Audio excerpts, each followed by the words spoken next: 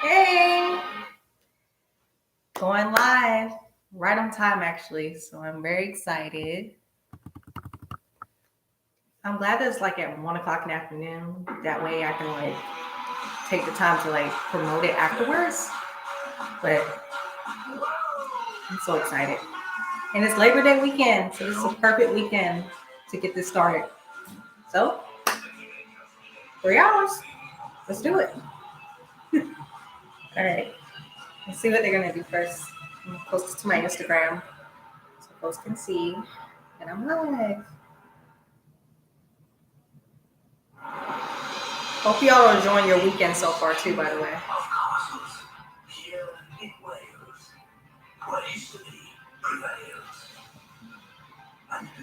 So from what I read, this is like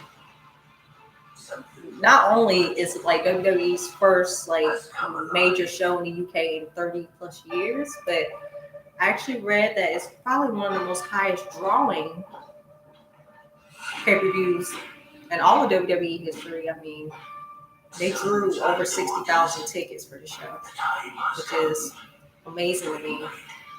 And I'm just really interested to see what happens. And I like how they put some European-based wrestlers on the card, like with Gunther, Sheamus, for instance, Drew McIntyre, which honestly they pulled the trigger on those three in particular, which I'll talk about once their matches come. But I'm very excited to see what happens. Sad.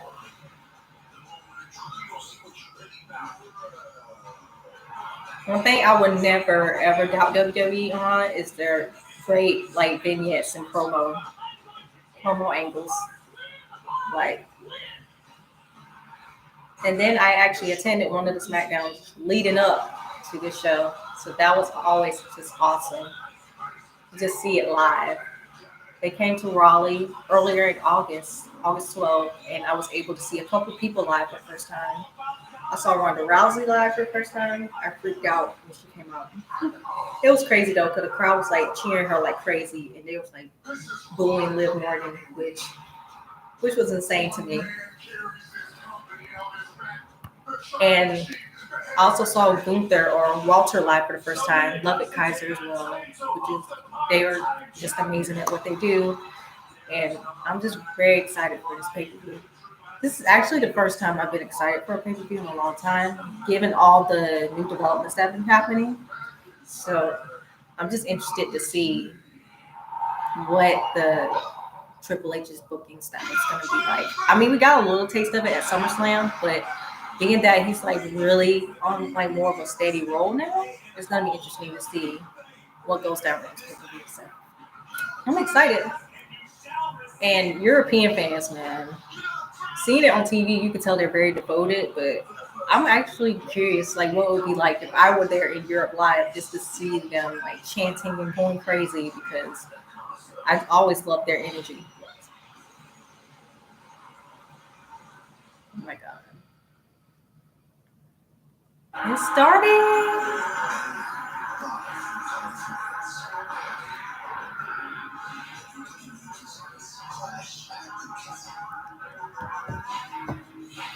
And I wonder if this is gonna be like a special like pay-per-view, or is it gonna be annual due to the success of it, or like kind of like what they do with the Saudi Arabia pay-per-views. I wonder if that's gonna be the case.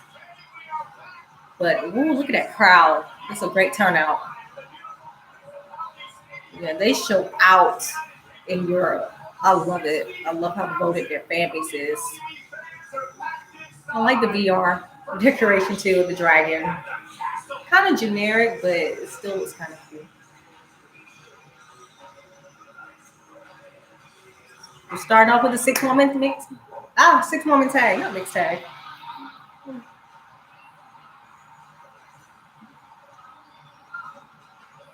Oh my god. Look at the applause Bianca's getting. I'm so happy for her. She's awesome.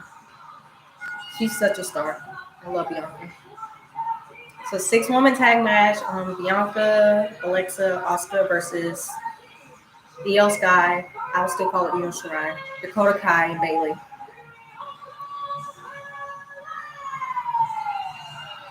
I love her gear. Her gear is so cool. I think it was kind of similar to her past gear, but it's very synchronized and shiny.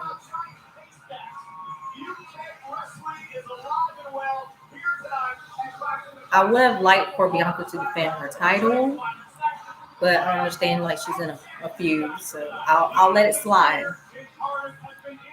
But she is women's champion, so I would have loved her to defend her title. Oh, they still have that doll, the Lily doll. I mean, it's popular, but I don't like it how they made it to like a VR. It's a little creepy.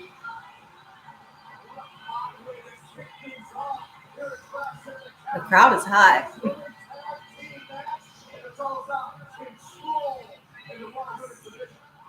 Mm. And I'm kind of glad Alexa has finally let go of that fiend-ish character. It's a little more lighthearted, and she's a babyface now. So I'm happy that that's officially over with because it got to the point where it's a little drawn out. So I'm glad things are revitalized. And I would kind of like for her to go for the women's title too. So just keep my eye on that. Oscar! Oh, they really popped for her. I noticed that a lot of Japanese wrestlers are like popular in the European wrestling scene, which I think is interesting. I think a lot of it has to do with like the British strong style, and the Japanese strong style.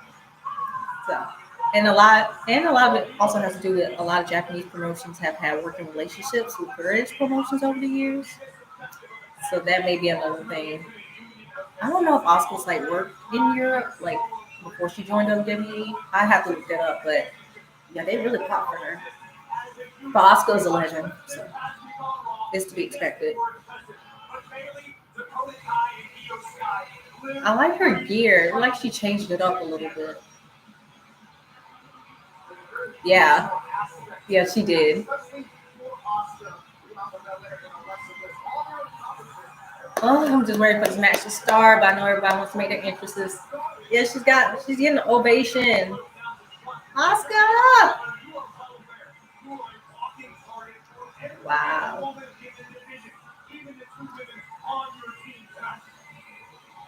Principality Stadium.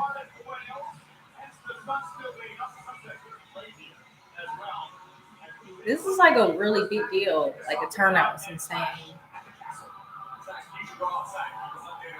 Okay, so their faction name is Damage Control.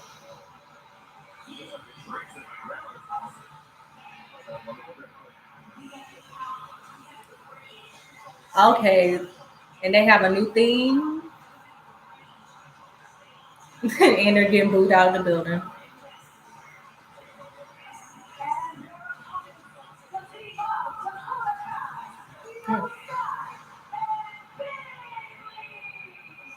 Okay, so honestly, I saw the women's tag team championship match on Raw, and of course, you know Aaliyah and Raquel they won the title. My thought process around that is that unless they're having Sasha and Naomi return, because that's what I've been reading about in the press lately, what was the reason for them not to win the tag titles?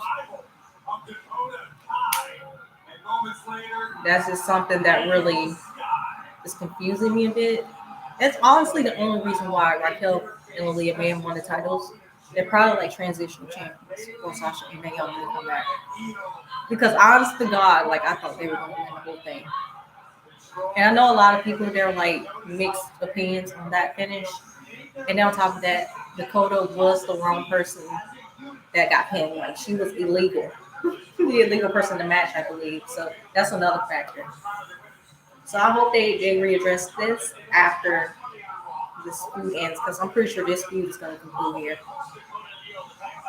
All right, ring the bell. Let's get it started.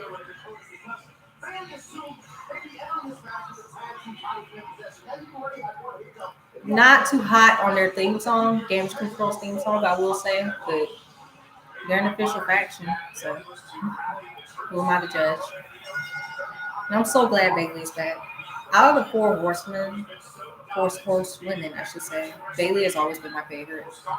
I just felt like that she was underrated for a very long time, but she's a natural heel.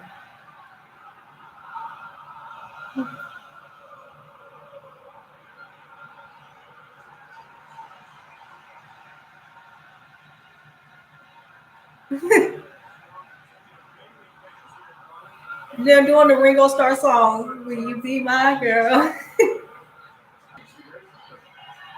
The fans are going crazy right now.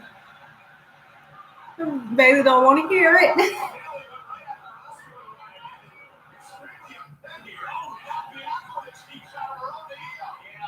Up. Everybody in the ring already.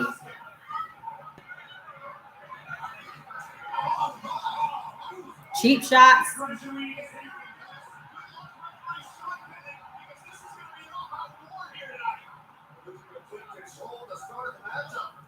Let's go. I hope Bailey and Bianca feud for the title, for the Raw Women's title next. Honestly, Bailey's first Raw Women's title reign, I did really enjoy that, but I would really love for her to also get a title reign too. Oh, they grabbed her by her follicles. No, I hate when they grab her by her hair. Like I know like she got it locked in, but I don't know how to feel about that.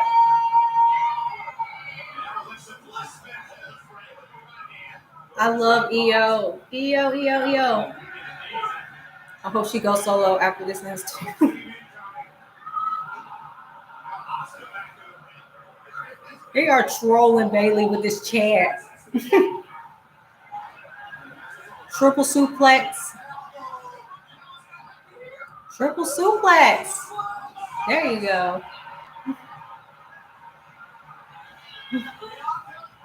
I feel like the fans are going to be live all night for this match. Well, all day, I should say.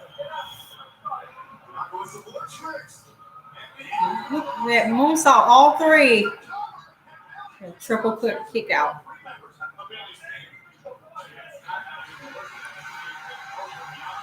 That clap. Tell you, those European crowds, man. Don't think I'm not paying attention. I'm like, trying to catch the action.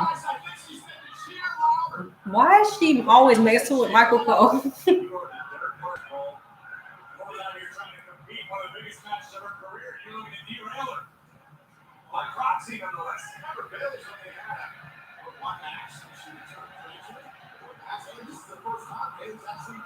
They are not going to stop chanting that chant.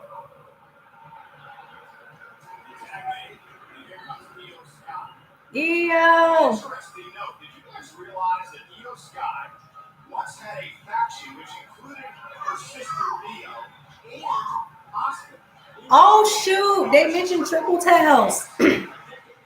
So Io Shirai was in a faction with her sister Mio, who's since retired. She's like a referee now, and then Oscar. They worked in Stardom, and I think in other promotions as Triple Tails. Michael Cole just mentioned that. So that's another thing I noticed. The commentators are mentioning, the wrestlers' past achievements, past affiliations, past histories with other wrestlers outside of WWE, which is definitely, I feel, has Triple H written all over it. So I kind of popped for that because that's how I got introduced to Io Shirai as a part of Triple Tails. Yeah. Yeah, I'm happy for Io. I was so worried that she was gonna be like released because of all the changes that were made. Then she had like an injury, so we didn't really know what was gonna happen. And now she's back. I love Io.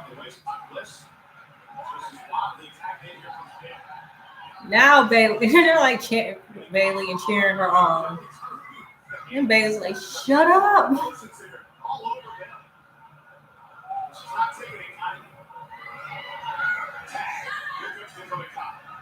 So she's gonna tag out every time they chant. Okay, Dakota's in the match as well.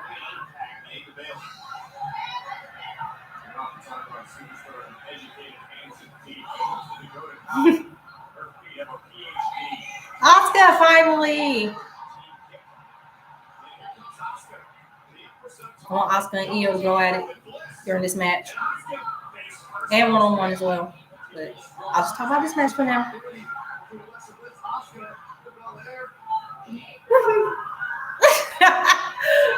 Asuka kills me when she be dancing and doing that in the ring.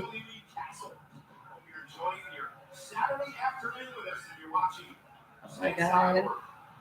And another thing is, I like how WWE are having pay-per-views like earlier in the day. I know they won't do it all the time, but it is good to have it earlier in the day, in my opinion. It's good for someone who has like a work life, and it gives me the opportunity to do more reviews and live streams like this. So, oh my goodness. Io, yes! Io has the best drop kicks. Well, some of the best drop kicks in the business, in my opinion. Don't shoot messenger.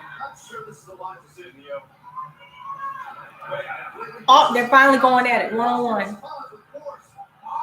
Ooh. Overall technicality, Asuka and Io are the best in the ring. But their biggest hurdle is the English barrier. I'm sure Asuka, she speaks better English than Io, but yeah. I feel like they'll always be their English barrier, but you can't help but acknowledge the fact that they've made efforts to learn the language. Like Io, like she can speak good English too. But if we're talking about like getting over and like becoming like a top face of an American promotion, that language skills matter, and that's gonna always be a big barrier for them, unfortunately. But despite that, I know Asuka, like people still chant for Asuka, even when she speaks in English and people pop for her. And then Io, she'll cut like promos in Japanese. Sometimes she'll put a little English in there. And she still manages to appeal to the fan base, even if it is niche. So that in of itself is incredible to me. So I hope to see more out of both of them. Maybe we can get a few. I hope so. So that's like something to keep my fingers crossed. And I'm pretty sure it'll happen. Not right away though.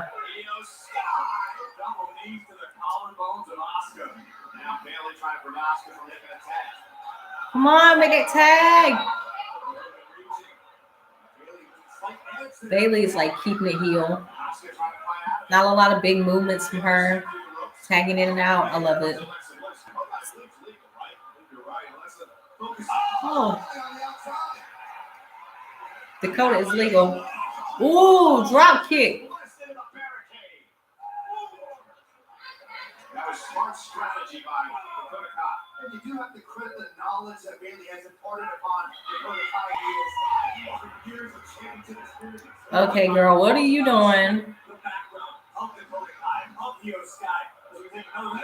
That was a beautiful senton by Alexa though. And that drop kick.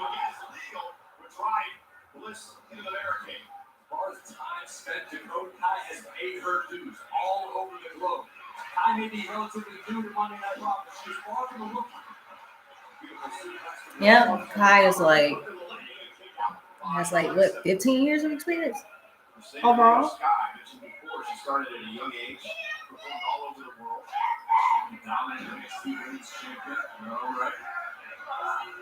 Two-time NXT Tag Team Champion.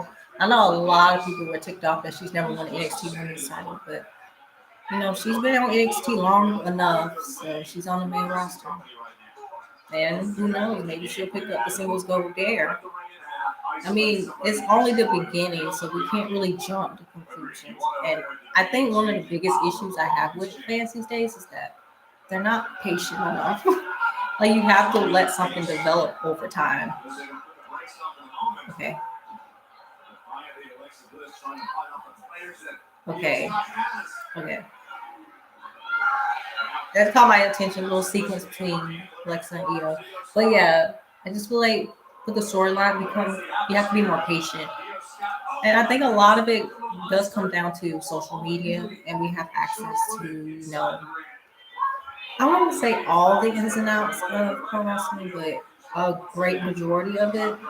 So with that, fans are like, well, when is such and such gonna turn heel? When is such and such gonna turn face? When is such and such gonna win the title, drop the title? And in a way, it does kind of take away from the magic of it. I know when I started like writing blog posts about wrestling and doing reviews and whatever, you know, I was like in my teens, and that was like early 2010s, if you could believe that now. And that was still around, but even at the same time, I still was like very much invested in kayfabe, and I didn't really understand everything at that time, even though the internet was very heavily prominent by that time, and people were reading spoilers and getting all the latest scoop on what's going on backstage. I still didn't do that. It was only, I'd say, till college, actually, where I really started. It's like, okay, now this is how to do things. And I try even today to not give it too much attention, but it can't be helped because it's very prominent in the internet wrestling community and on social media. Okay, that's my mini rant. Back to this match. Bailey and company have outsmarted Bianca and her team since the beginning of this match. Yeah. Bailey damage control happened. Oh, yeah, they dominated most of this match. That quick tags. Bailey and crew are a team in every sense of the word. Keep tagging in and out. Sure that Dakota and Io arrived at SummerSlam with her. Bailey's taking responsibility for their success. Take your time. This truly is a team. The other is a collection of very talented individuals. Yeah. All right, it's time to tag Bianca again. I'm tired of waiting. Let's go, let's go. Damn it. Damn, Bailey. Worrisome. Oh my God. And now Bailey, you see moments ago, Bailey seemed to be fading his own injury. And then she took advantage once Belair was taken down. Once again, an opening for I want Bianca.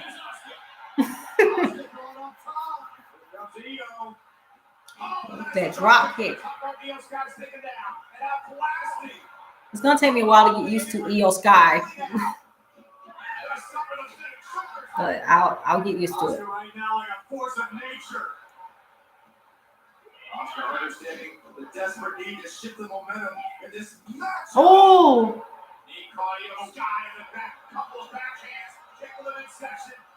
Oh! Look at that sequence. Let's go. The crowd is popping for Oscar, and I love it. Ooh. Alexa Bliss back in the mix, turning her attention to Dakota Kai. Bailey to Bailey. Bailey to Bailey, I should say. Oh, does she not call that? I'm pretty sure anymore. You know, looking for a kick, Oscar sends it coming. Oh, wow, what a kick to the side of the face. Not the second one. Here comes the tag and the roll lock. And Bailey is legal. Come on. I want Bianca. A double team now. Io up over the top. And Bailey, the running clothesline. Stacks up Oscar. That's a nice double team maneuver. We went from a sunset flip, Oscar popped up, and then Bailey came up the clothesline. I like that. Not so much from the opposition. Just goes to show you that they're functioning on a different level as a team, as a unit. The other issue right now is that Bianca Belair and Alexa Bliss have been taken out of the picture. Come on. I want Bianca to bulldoze through all three of them because they are taking forever to tag her in. Thank you.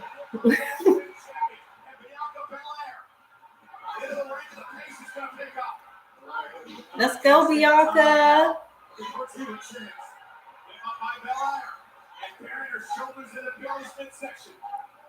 Let's go, let's go. Ooh.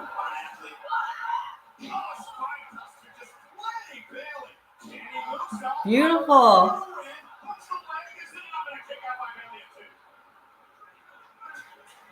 Bianca thought that was it. The crowd loves Bianca. And I love her too. The most momentum her team has had, arguably since the outset of this match. The momentum just got stunted as Bayley tags in Dakota Kai. Well, And Dakota stopping momentum. Raw Women's Champion.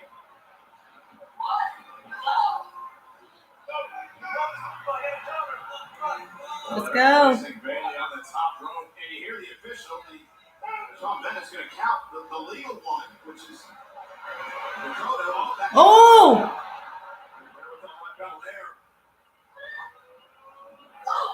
Oh, got him.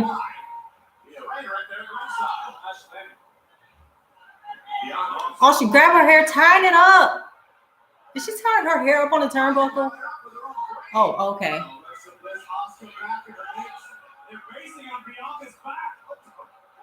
Double superplex, base it on Bianca's back. Let's go.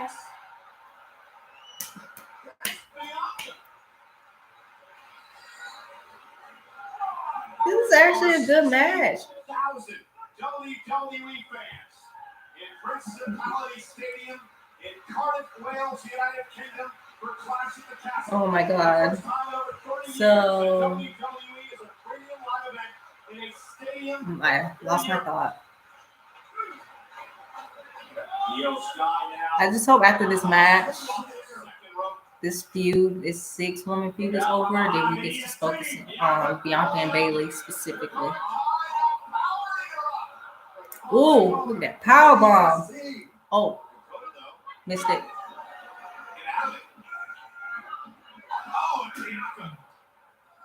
Take her down, Bianca.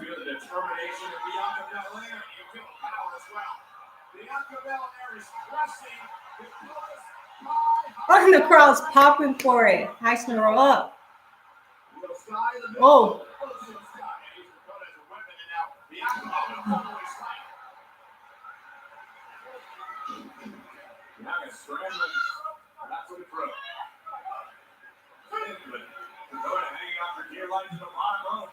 Come on. Hit that power bomb. There you go.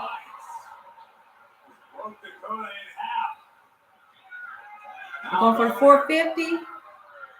They're raising the stakes. Headed to the top floor. Let's go. Oh, no. Scorpion kick. You saw the eyes roll back in her head as she suffered that kick. Bianca rolls out of harm's way to grab. On up now, top rope. Open lip, trying to hoist up. Dakota Kai. Io trying to hang on. Io able to shift Dakota's momentum for the moment. Oh, got the hair. Bianca's playing against her. And Dakota is back next to the kick. Okay. Makes the tag. Here comes Io Sky making the climb. And Bayley was flying to the champion. And now Io Sky with a moonsault. Oh, they gonna get it. Got the pin. Bayley pinned the champ.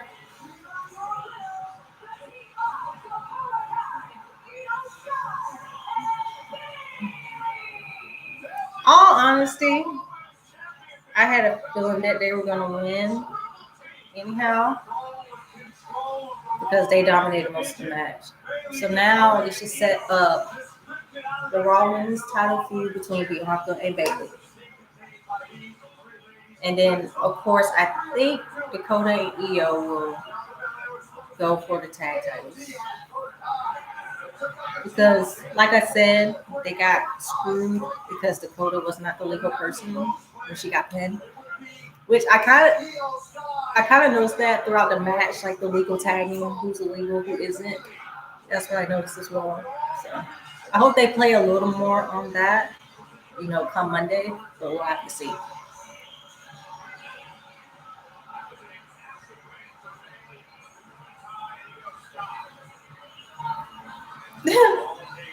And the fans are like, hell no, they're not having it. All right, what's next? What you got for me?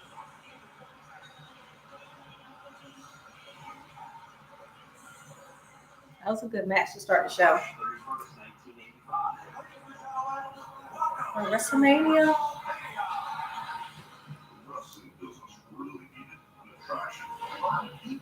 This is a WrestleMania documentary.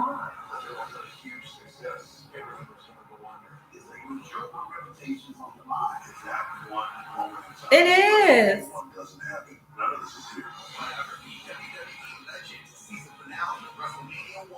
Oh, it's that A&E biography series. They're documenting WrestleMania 1. That's interesting. Okay. So commercials. I didn't make predictions for this pay-per-view, right? By the way, so you're not gonna say, "Oh, I thought they were gonna win." So, I didn't even think to do that this week. So I was so busy, but I'm just gonna cheer. Say who I'm gonna cheer for. I didn't do it for the first match, so I'm just gonna say who I'm gonna cheer for, and if they win, I'm gonna count it as my prediction. I know that's kind of cheating, but you know, why not? There's one thing about pay-per-views. I just hate commercials, but I know they need to have them for one to take a break, and two, they don't want to like overload. But I think for me, since I'm still like doing the live stream thing and like the early stages of it, is pretty awkward. Maybe I'll get the hang of this live streaming thing one day.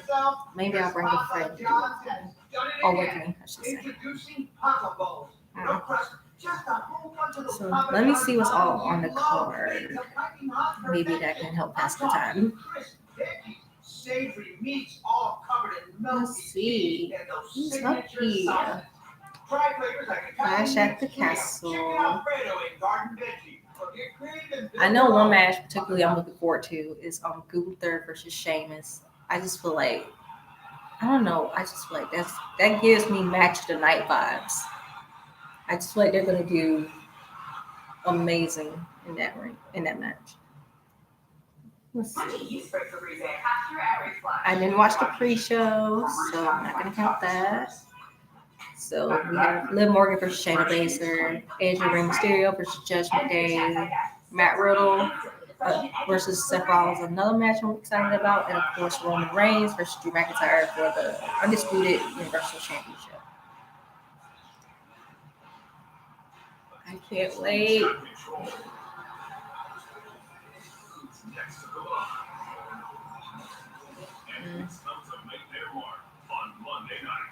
Johnny Gargano, he came back as well, which I already knew he was going to come back.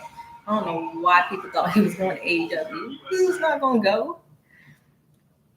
He had a great working relationship with Triple H. Like, they really thought he was going. Oh my God.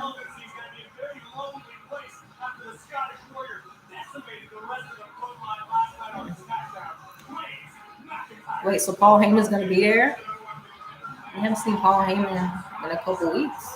Well, I haven't seen him in a couple weeks.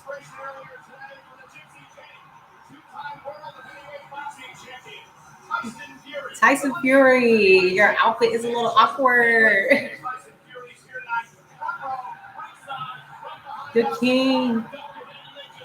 He's a badass though. Didn't he say he wanted to like have like a run with WWE at one point? I think he did.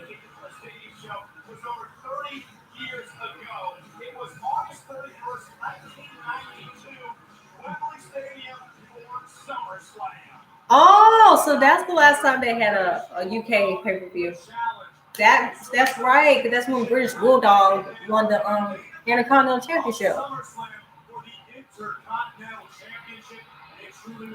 Got you. I actually watched that match. I think they had it like in one of their older like WWE Network like archives, and that match was amazing. He got that pin, this single pin, and the crowd flipped. He didn't even hit his finisher.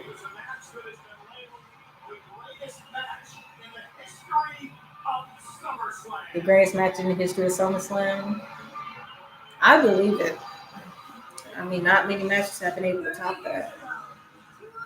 Not many. In one of the greatest matches of all time, right here in the United Kingdom. Please welcome the family of WWE Hall of Famer, the British Bulldog. Oh, they have his family there. So the British Bulldogs family. Bret Hart. Bret Hart is that dude. The crowd flipped. A legend. Absolute legend. Love Bret. They love him. Oh! We get Sheamus versus Gunther next. I'm ready. The Brawling Brutes. I like how they really brought that up. You know, that Irish. I think all three of them are Irish. You know, just being brawlers. You know, the whole pub vibe, I guess. I love it. Look at Butch.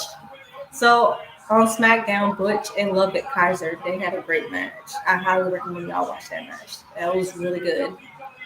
They worked really well together. And in a way, it was kind of like a tribute to NXT UK of sorts, because they were both like mainstays for NXT UK. And they killed it. So if you didn't watch SmackDown prior to this pay-per-view, I highly recommend that you watch that match. It was really good. And Butch brought back those Pete Dunne mannerisms. I'm not saying they did. He made, like, completely revert him back, you know, to the Pete Dunne character, but it was shades of it. I would like to have a mixture of both, like the Butch and then, like, you know, the cruiserweight type vibe, like hybrid mix. So the crowd's like popping for them, of course. It's like European excellence at its finest. And I will say about Sheamus, I never really been like the biggest fan of him, but you know, his accolades speak for themselves. And at the end of the day, he'll have like a surefire Hall of Fame career. Oh shit! Okay, so I have a crush on Love It Kaiser, so I'm like freaking out.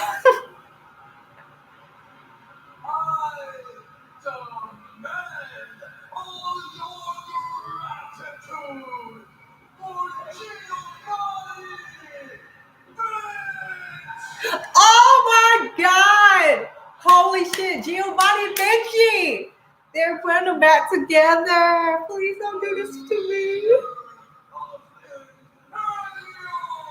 Imperium is back. Imperium is back. Oh my god. Oh my god. Oh no. No, no, no, no, no, no, no.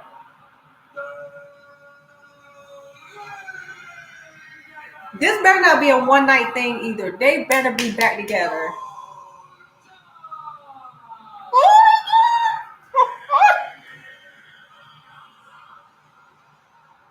Holy shit!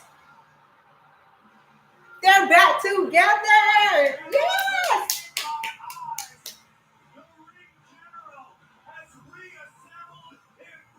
Oh yes, this is official! Oh my god. New feud. Brawling Brutes versus Imperium. Let's get it. Let's go. Oh my god. I was not expecting that at all. Yo. I knew it. I knew it. Once Giovanni Vinci lost against Carmelo Hayes at Heatwave for the North American Championship, I knew it. I knew that he was probably going to go to the main roster because Triple H was making those changes. Because Vince had broke up Imperium and just sent Ludwig and Gunther to the main roster. I should have known that. I cannot wait. That did something to my spirit. I'm so happy right now. Oh, I'm ready for this match. I am so invested in this match now. Even more invested than I was previously. Okay, I gotta post this to my story. This is a stories moment.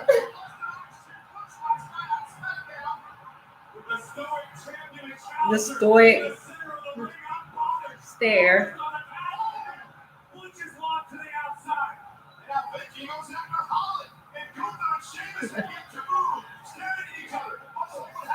They about to throw down. Let's go.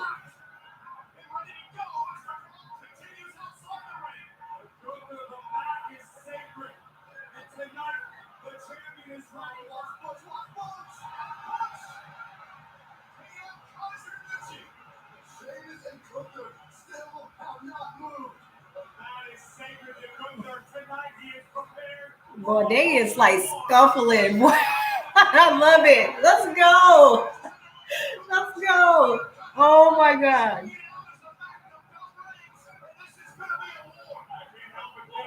Kick his ass.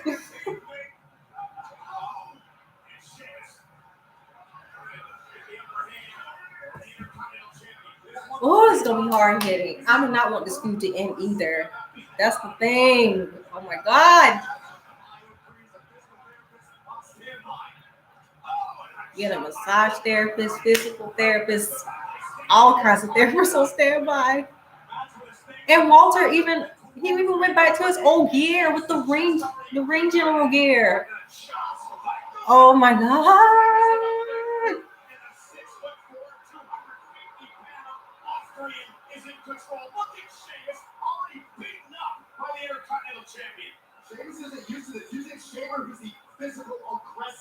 Stop playing with me. This may be one of Sheamus' best matches. I'm already saying it. The match isn't even over yet. All right, focus. Calm down. Focus.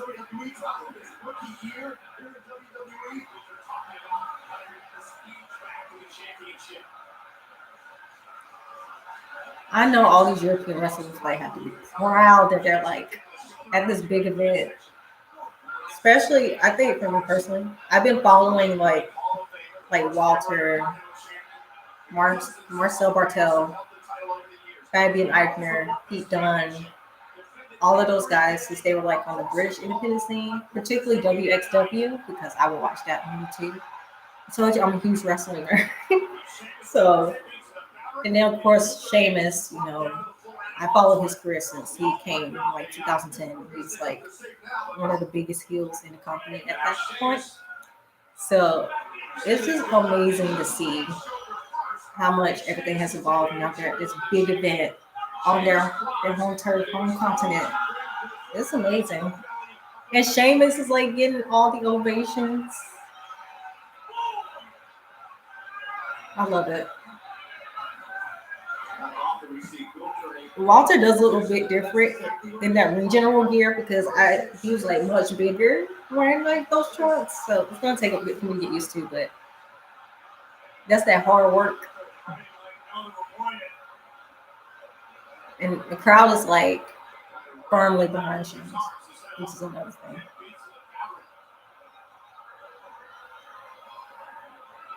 He's trying to get him. Ooh. Let's go, Sheamus. I'm cheering for Sheamus. I'm like marking out.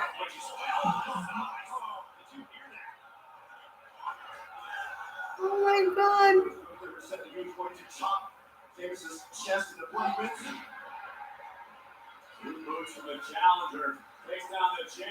Let's go. Damn.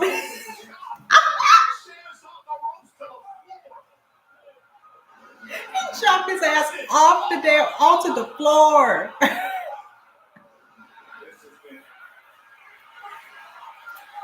Walter and those chops, man. I think the only thing about Walter's like moveset that I'm kind of like 50-50 on is like his finisher. Like he does like the power bomb, but the way he power bombs is just like I like this. Like and then he just like it drops down. Like it's not like the Sid bomb or like Van Vader or like a Mike Awesome power bomb, you know, where they just like just knocking motherfuckers out. So I think he could put a little more force into his power moves, but other than that, his moveset is brutal. I just think like his finisher, it doesn't like give like a climatic type vibe. So, and he actually did it that same way when he was bigger. So it's not like his weight had anything to do with it. So that's like one thing, and I'm just like, maybe he can add some more force, not change it, just put a little more into it. And Sheamus' chest gonna be red as fuck after this match. And he already pale. It's already red. Chop his ass. Can't breathe.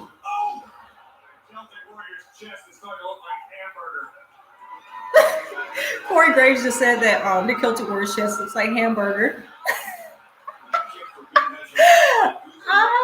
No, don't do it like that.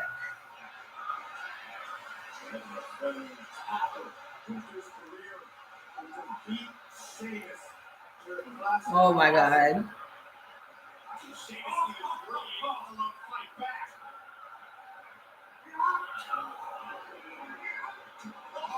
Oh, kick the shit out of him. Corey's talking shit.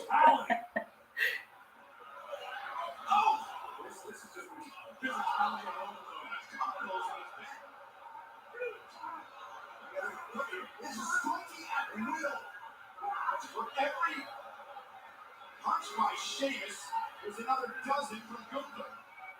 Watch this. Boom! Collapsing the side of the face of Sheamus. Sheamus is like, look at that swords on his chest. Like, I'm surprised he hasn't started bleeding yet. Walter ain't playing. I mean, Gunther. I'm probably calling him Walter multiple times already. Oh.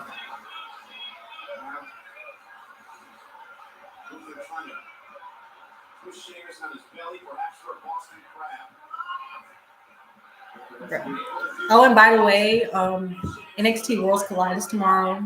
I will also be live streaming that as well. So don't miss it. And of course, if you don't catch it while I'm like rambling, talking shit for like 2-3 hours, it will be available on my channel. So you can always go and watch it whenever you want to. Yo, Walter looks, Gunther looks amazing. If I say Walter one more time, okay, chill. It's gonna take me a while to say Gunther, Ludwig, and Giovanni, because I'm always gonna know them as Walter, Marcel, and Fabian. So just bear with me, people. So look at him. Oh shit, Sheamus is bleeding. Chop the shit out of him. He is bleeding.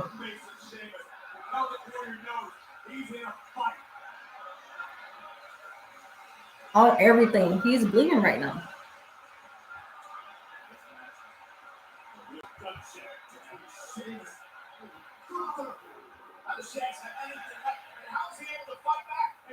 Oh Lord Jesus.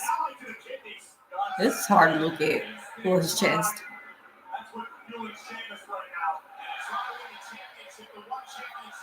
Chop him back, Sheamus. Damn. Fight back.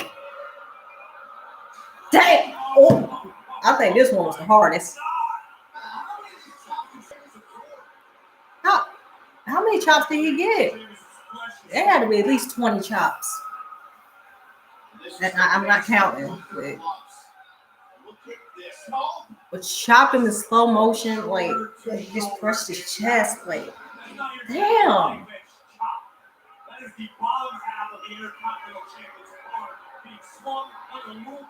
Good Lord. When is the last time you guys have seen Sheamus dominated in this fashion? I don't think I ever seen. Well, okay, let me stop lying because he's had to dominate before, but it's been a while. Come on, Sheamus. You get one little good sequence in before you lose. Oh, he blocked the shot finally.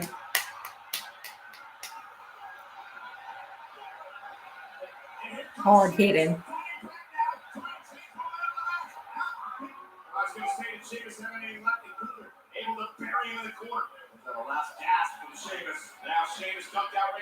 Let's go.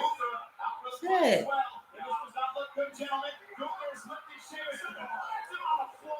See, like the way that Gunther body slammed him with authority.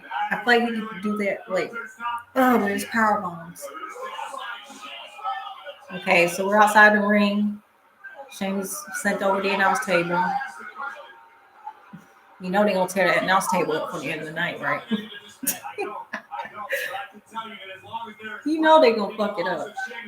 Might as well just bring another announce table. Because it's just Corey, Michael, and Byron. They don't have the Spanish announce team or anything.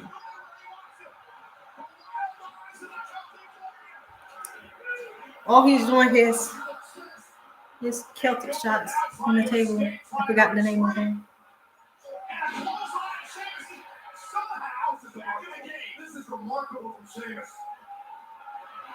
After all the punishment this man has taken. Look at Sheamus' chest, dude. Fellow Europeans standing behind Sheamus. 3, 4, 5, 6, 7, 8, 9, 10, 11.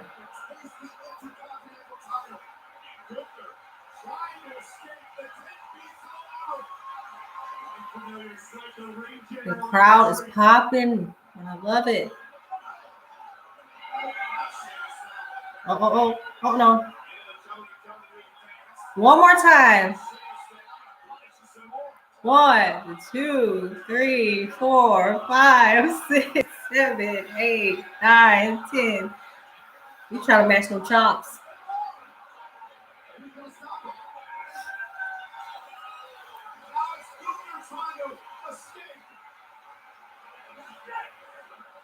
I like how it's getting a decent amount of time too. I'm just so happy with the way the IC title is being portrayed, because for a few years it wasn't really being treated with the respect. Being that you got people like Macho Man Randy Savage who kind of elevated that title to be like a stepping stone to the main title. That's what it always should be. I know it's a mid-card, but it is an elevator title. That's what it should be at the end of the day. And I'm glad that they're restoring the legacy of the title, because it has a great title. And I know in my childhood, seeing Intercontinental title matches, that was always one of my favorites. Besides the world title, of course, believe it or not. And for that reason, because it was seen as a stepping stone. And a lot of my favorite Intercontinental champions, they would go on to win the world title. You have some special cases like a John Cena or Sheamus who they won world titles, but they never won the Intercontinental title. Sheamus could win it today, but Cena, I don't think so. It's kind of hard to believe that Cena was never a Grand Slam champion because he never won the Intercontinental title, but I don't think that would have really mattered because John was already a huge name in the business anyway. But say if he does come back for one more run in the imaginary universe and wins the IC title, becomes Grand Slam champion, but would it really make a difference though? Because John's name is already spoken for. Ooh, that knee by Sheamus. And like I said, Sheamus could probably win today. I don't think he is. Wow. It's insane. But, this match is so good. Oh my God.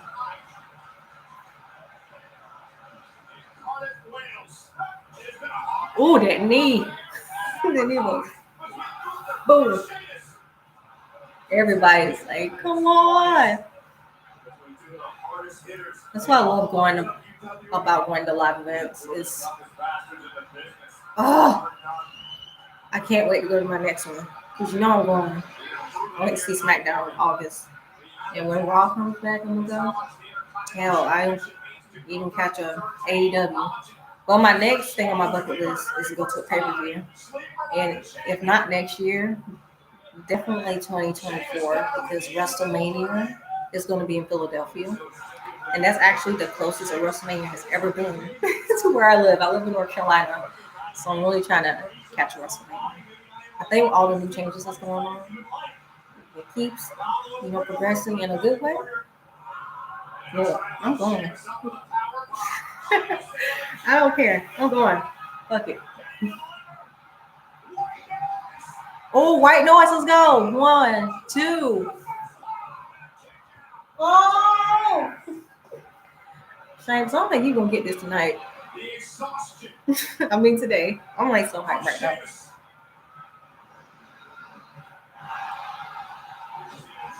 White noise.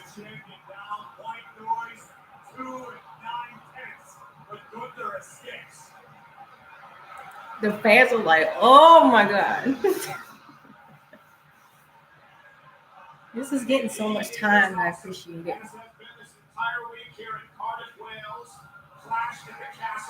And I know, I really know they're going to continue to feud after this. They better.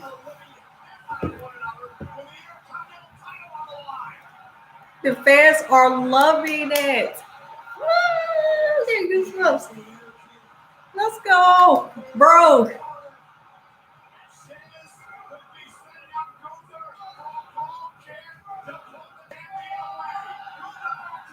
Oh, no.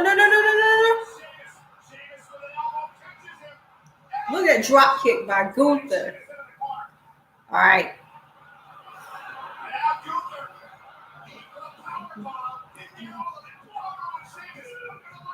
Yeah, he didn't get all of it.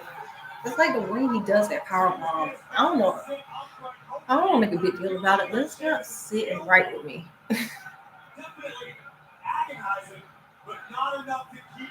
But I love Gunther though.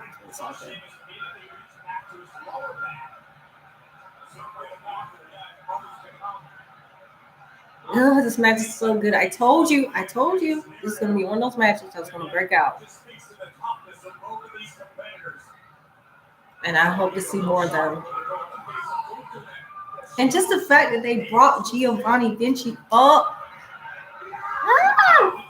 Just think of all the stuff, more tag teams. First of all, Ludwig and Giovanni, they would be a tag team. And then on top of that, the Brawling Brutes. That's a feud in of itself. It just brings something fresh. That's all we ask for. It's something fresh.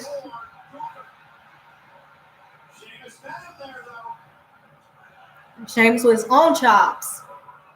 Oh, he can't match Gunther stuff. I'm sorry.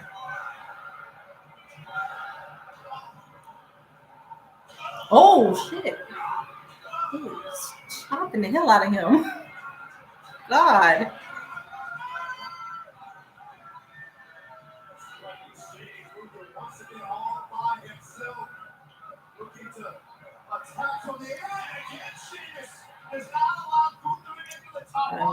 Look at that suplex. That Rachel's cut the cross. There you go. Got him. All right. Get to the cover, Sheamus. 1, 2.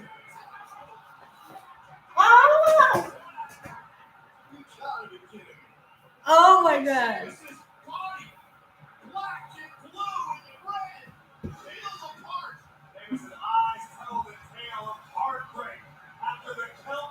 That was a beautiful Celtic cross too. Damn.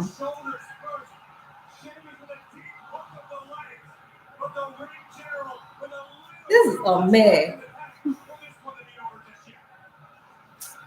I don't even know who's gonna win now. When I say this is a mess, it's like a good mess. Like this match is really, really good. Come on. Oh, he's back. All right, Gunther.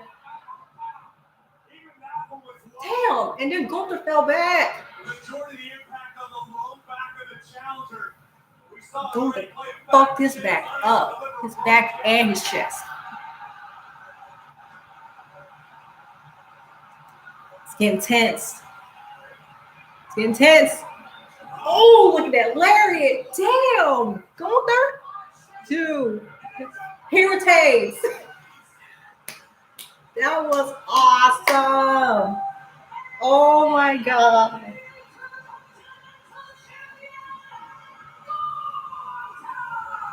They killed it. They killed it. Delivered as advertised. My goodness, it can't get much old school than that. You see my face?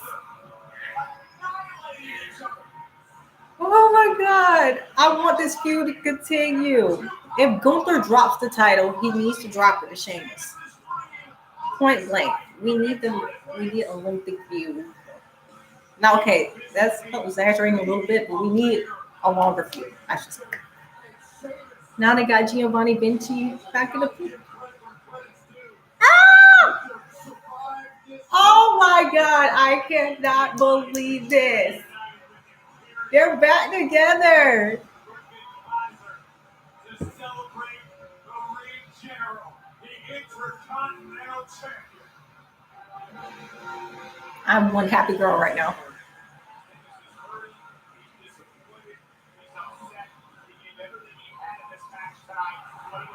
And Shane's gonna be back for revenge. Yo.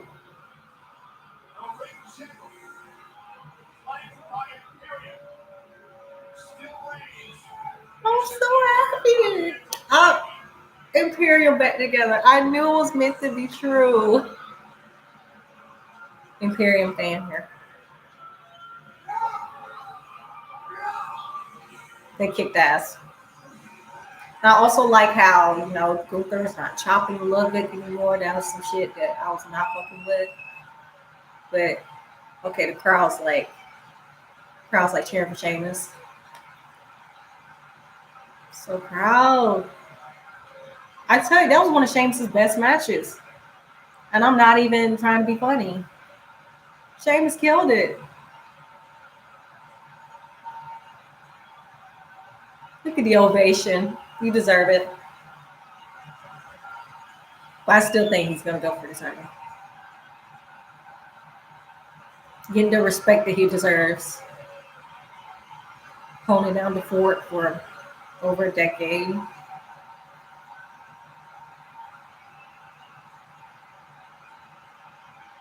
I love it. Tremendous show of respect for one of the hardest hitters, one of the most physical men that you'll ever meet. Sheamus with everything on the line here tonight. He came Oh my up God. just short in his quest for his first ever Intercontinental Championship. See, every time I see like those wrestler and fan interactions, like it makes me so hyped to go to my next event. Oh my God.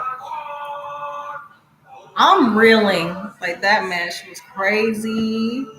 We got an Imperium reunion. You know they're gonna feud the Brawling Brutes. We're gonna get tag team matches, 6-man tags. You know Shane's gonna want to go for that gold again.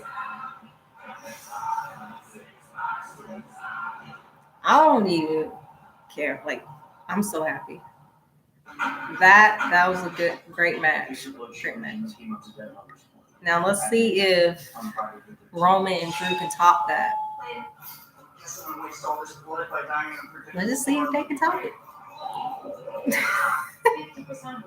I mean, you know, people are gonna compare. So why not just go ahead and do it? Okay, I'm just messing around. But seriously. Oh my God. Okay. This is the point where I awkwardly get up and walk away because I need to charge my phone. I'm so happy. Oh God. I won't let UC stop me from being me. So we'll see what's left on the card before I give up and walk away. So we had those two matches. Don't take Zeposia if you've had a heart attack, chest pain, stroke, Alrighty. heart failure in Hold the on, last hold 6 on. months, irregular or So, abnormal heartbeat not corrected by a pacemaker, if you have untreated severe we got Liv Morgan versus Shayna Baszler. We got Edge and Rey Mysterio versus Judgment Day. I'm not really too hyped about that tag team match. Probably because I'm not really a big fan of the Judgment Day because the way that faction's been booked has been fucked up. I won't say from the very beginning it has some promise, and then I'll say like 6 or 7 weeks into it they fucked it up. So, and then Matt Riddle versus Seth Rollins. Okay, that match. Okay, that's another match where I'm just like, that also gives me match in the night vibes. And then of course Roman versus Drew, also match in the night vibes. So we got some good ones coming up. But I'll be right back. I'm serious.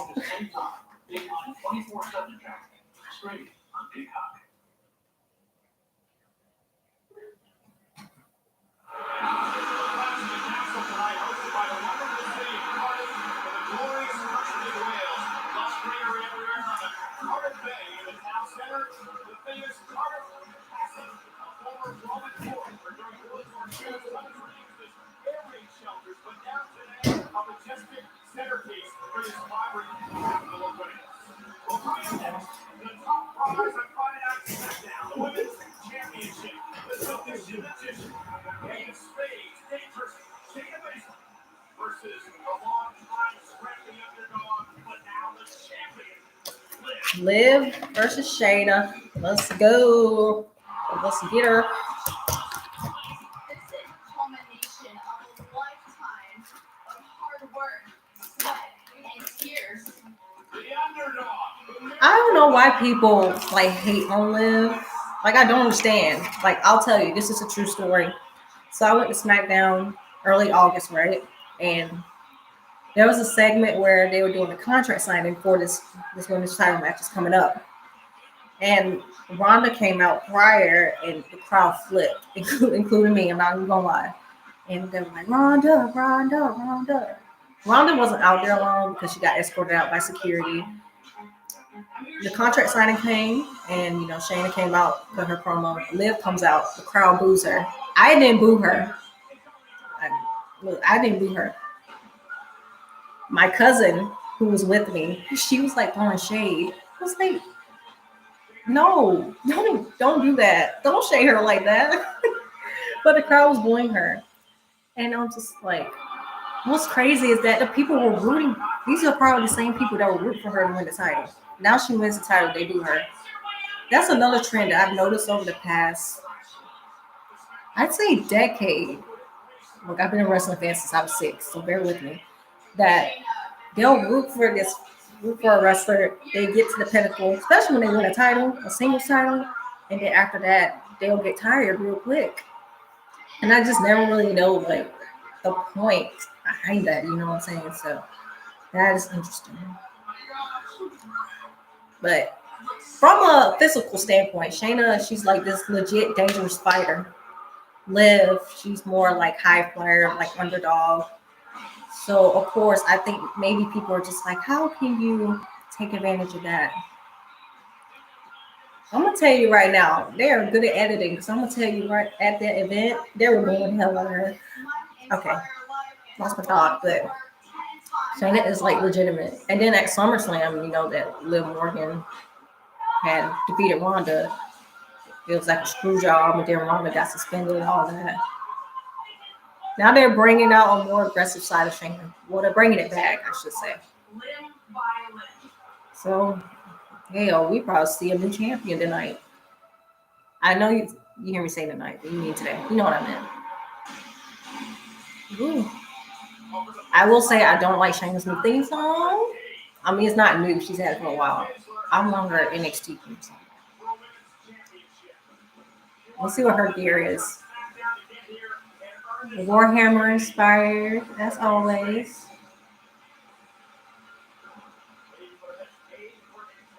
I've been fucking with Shayna since Ultimate Fighter. I'm so glad she's back in like the singles title picture. So that's where she should be, really.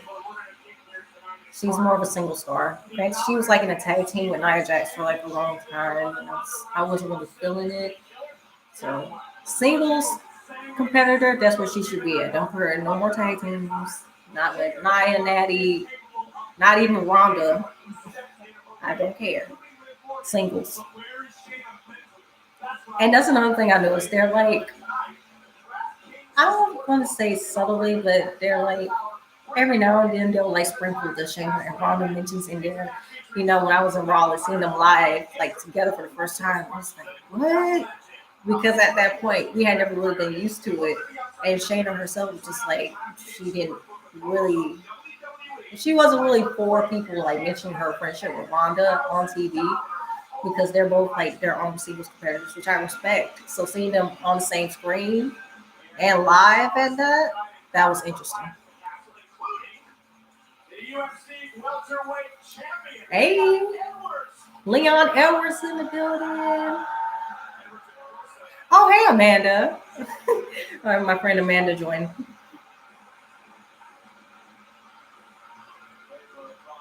All right. What's up here?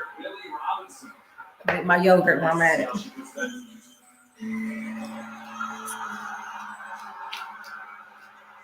Man, let's just give him a warm reception.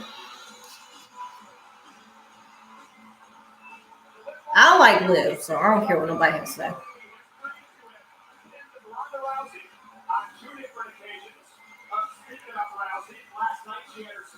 She did? She pinned Ronda twice? I must have missed something. I must have missed something.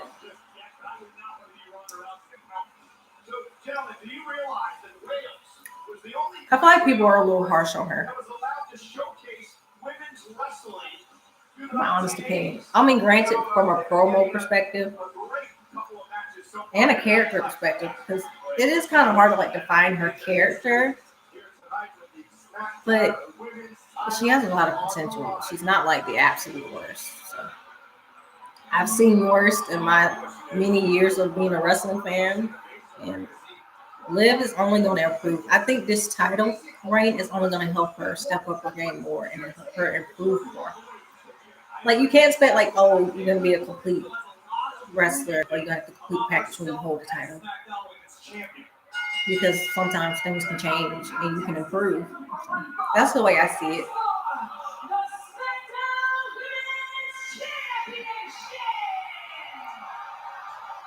Now, who I think is going to win? I'm going to go out on a limb and say Liv is going to retain.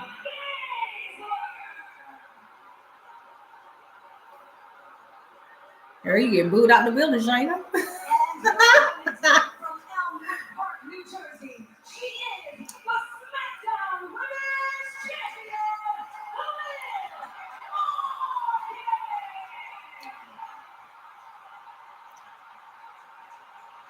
The crowd loves her.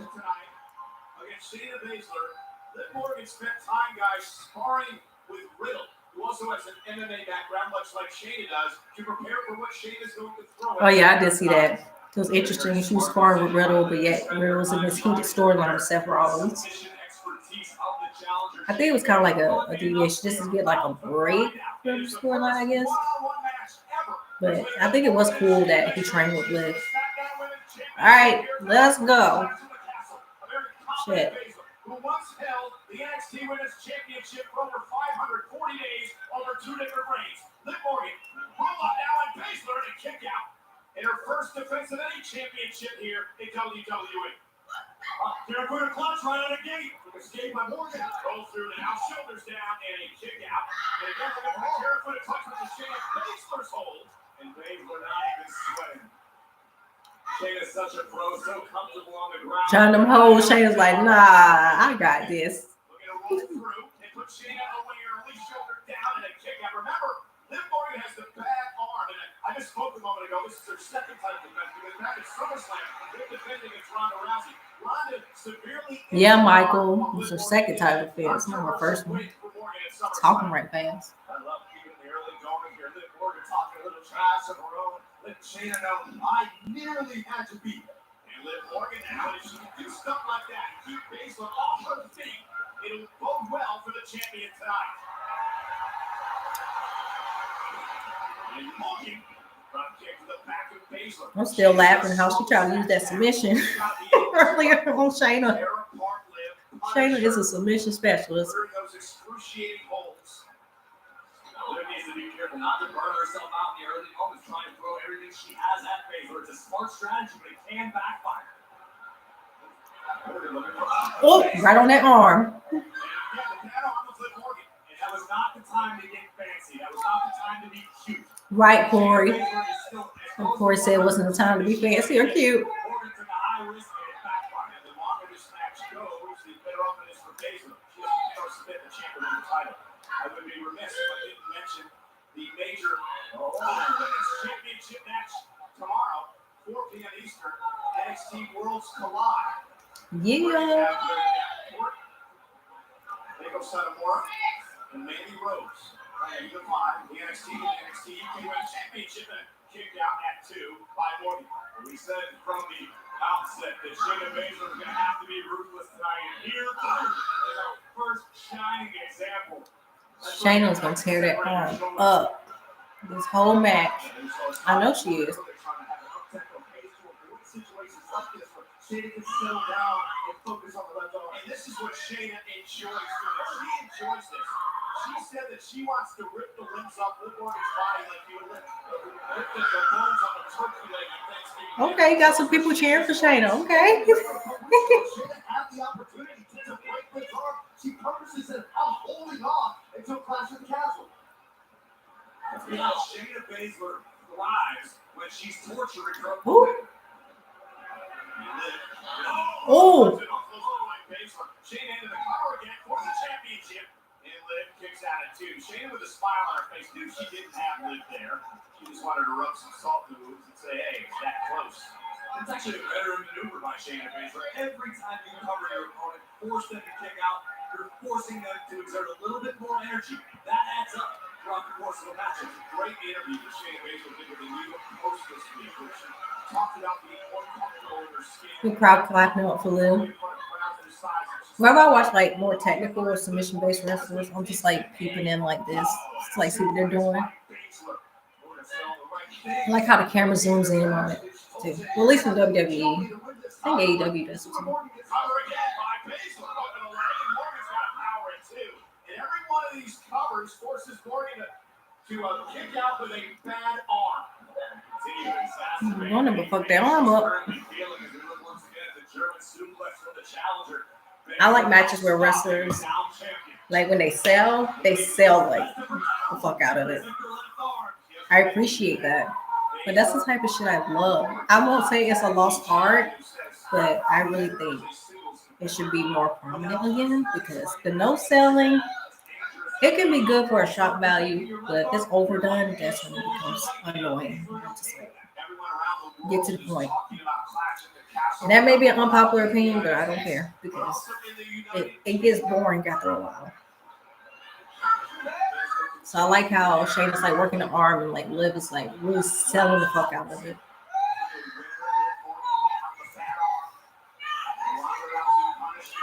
Joker is good too.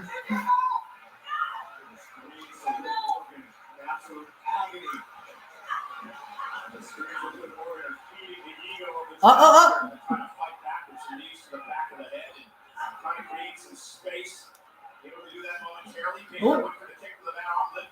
Momentarily rolled that arm's way. Jawbreaker. Enough to create separation between herself and Shayna Baszler. Liv loves being champion so much, but will that be enough to will her through this match? Both women down. It's time to pick it up a little bit. Championship up for grabs. Take a look at this. Morgan will rush up the second rope. Nail a drop kick on Shayna Baszler. Baszler came down rough on the back of her neck. Over 60,000 here tonight in Cardiff, Wales, the hottest ticket in all the United Kingdom. Opportunity to be here tonight and Clash the Castle. Now, and Baszler That girl kicked up out of nowhere.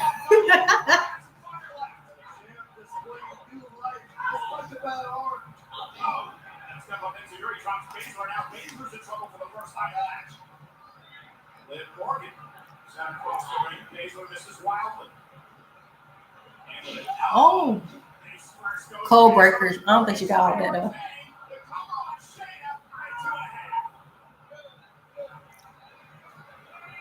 Every offensive maneuver that Morgan has in her playbook, she's got to reconsider potentially because of the damage to her left arm. Exactly.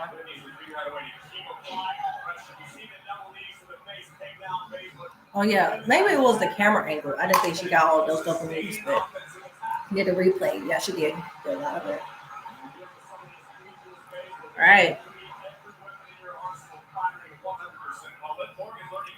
And then the way the match on the card, they're right after Gunther and Sheamus, and that match was absolutely incredible. No, it was hard to follow.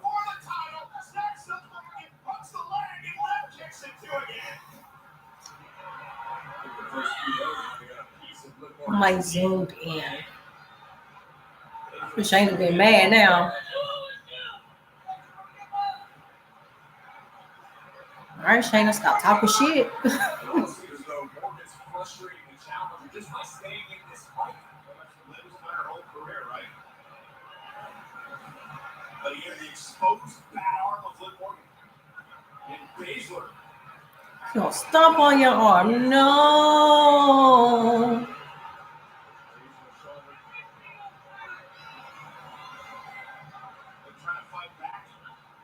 Oh, triangle choke.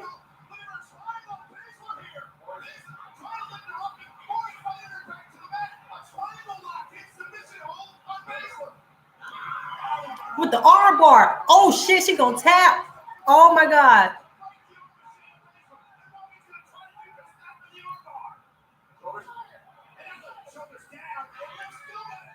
Got it locked in still. You gonna make the submission specialist tap? That'll be a plot twist. Oh nah, never mind. Shayna got her. Stepping on that arm.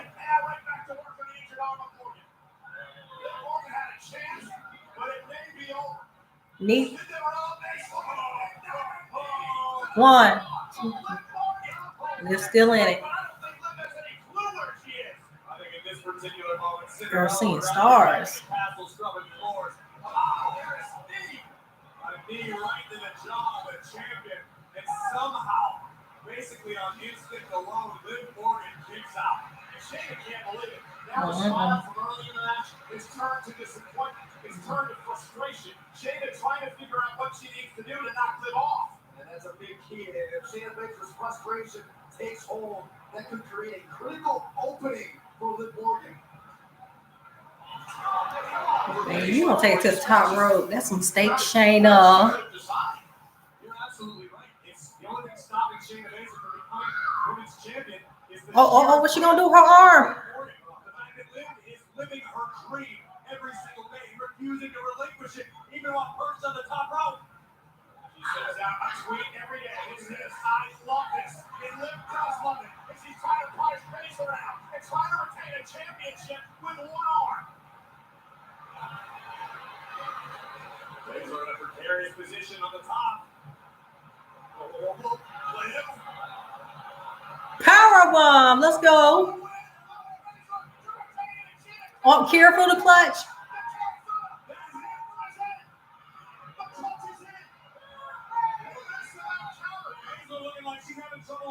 And so arm bar of her own. That's a nice sequence. I like that.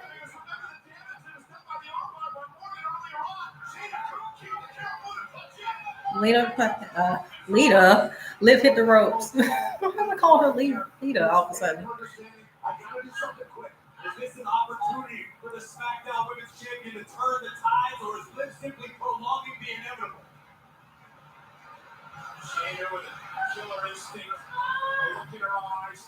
Now she goes to the careful footer with a good arm. Rolls through. Liv now's got the shoulders down. Shayna's got a kick. Wait for the knee. Morgan, Cold breaker.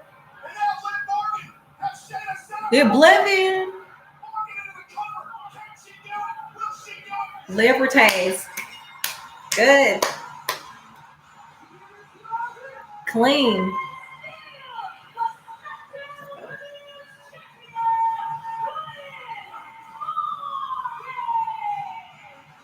What a gutsy win for Liv Morgan.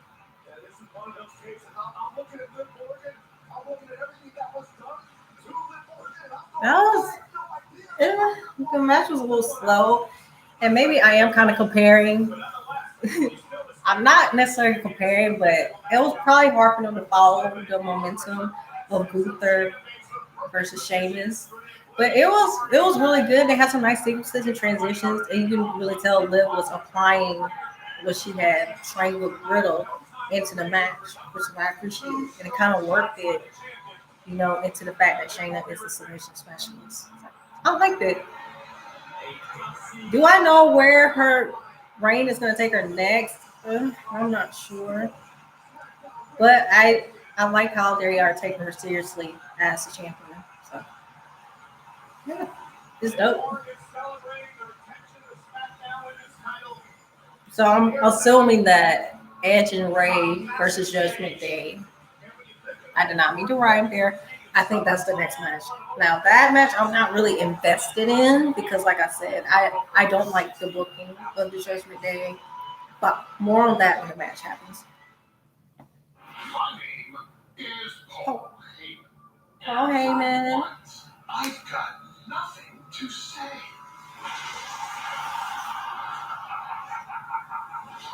Paul Heyman.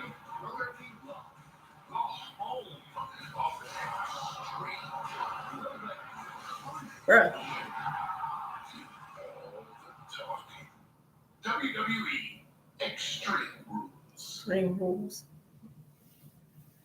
It better be like actual extreme. Like I want to see tables, ladders, chairs, kendo sticks, trash cans.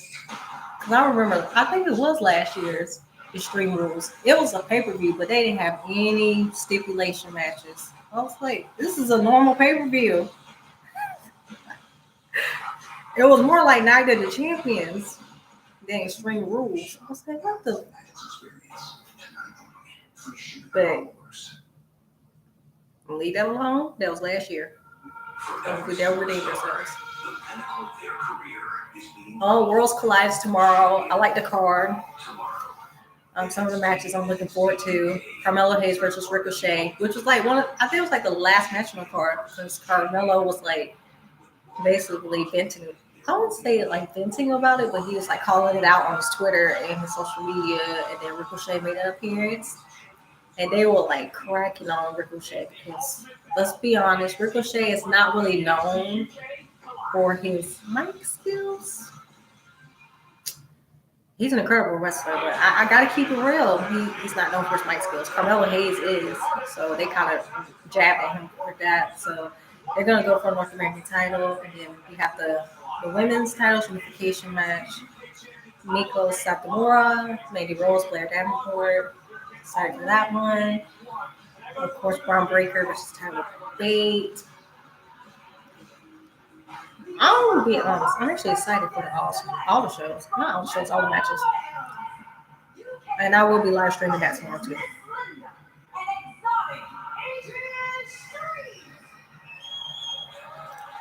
They got British wrestling legends in the building. Love it. I need to check this out. Like I've caught some World of Sport before. Like I watched that. But I think I need to dive deeper because the more I'm learning about European wrestling, the more like the richness. I'm learning more about the richness of the history. So when they're like announcing these legends, like of course I know who British Bulldog was, but they were talking about Miss Linda and Adrian Street. I was like, I'm looking at that. Okay, so now they got the vignette for Judgment Day versus Edge and Rey Mysterio. I'm gonna talk a little shit. There's nothing against like the wrestlers. It's just the booking. I just feel like there's a lot of potential that was wasted all too soon, and I was disappointing. But Rhea was beating the hell out of Dominic. And as for Ray, he is 6'1" money. Oh no. And then Finn Balor, it's just like, it was, I don't want to say it was out of the blue, but I just like it happened way too soon. Because visually speaking and from a storyline sense, Edge, Damien, and Rhea made the most sense. If they wanted to do that plot twist, they should have had been a build towards that. Like, show us why they wanted to kick Edge out of the group and betray him. You know what I'm saying? Like, don't do it so soon. And then, like, I felt that if they had done it, gave it like a couple months, and had built some tension around that, and then have Finn gradually be the one to kind of like serve as like a mediator, and then they try to like add him into the group, I would have been okay with it. But it just doesn't make sense. And then come for someone who's followed Finn Balor. I'm talking about when he was like Virgo, Virgo Devitt in Japan. Like he has that potential as a heel. Is he a natural heel? No, but he has experience being a heel. So I just felt like the booking was just out of pocket. And Edge, he's just like a natural, like sick bastard, badass. And those dark characters, he fits it so well. We're talking about the ministry, I think it was like corporal ministry. You know, the Brood. You know, those two alone solidifies that. I just felt like they could have lasted longer. And then now they're talking about Dominic doing like a potential heel turn, and that's like the only thing about this match that's kind of interesting to me, because Dominic is going to be at ringside for this match today. But other than that, I just feel like it's just been a misplacement of booking to the point where it's kind of hard for me to get invested.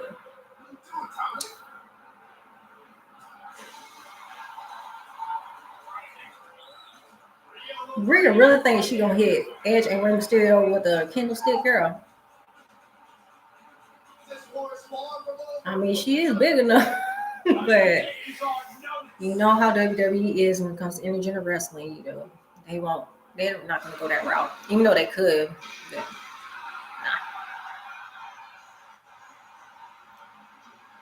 nah. Rey Mysterio, the GOAT. I need to watch Rey Mysterio's recent documentary.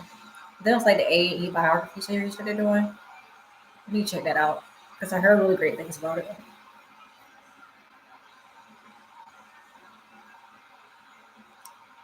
Dominic with the mullet. I saw on my meme on Instagram, it's like Dominic with the mullet. He looks like his father. And it's like a picture of Eddie Guerrero, his mullet. Oh my God. It makes me think about that storyline that they did for the custody of Dominic. Y'all remember that? That shit was wild. Like every time I look at Dominic, unfortunately, I'm going to think of that storyline and just how utterly crazy it was and how they were able to get away with that. It's wild.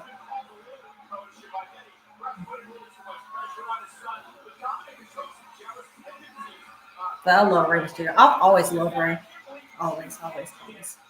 He's like the quintessential, one of the quintessential underdogs in pro wrestling. When you think of like underdogs, you think of Rey. Plain and simple.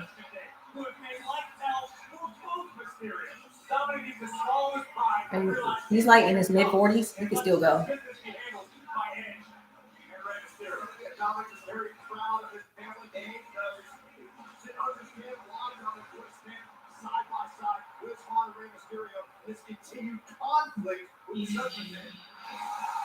We get Edge's original theme. Let's go. Hey, I see clearly. And this dude has a mask on. What?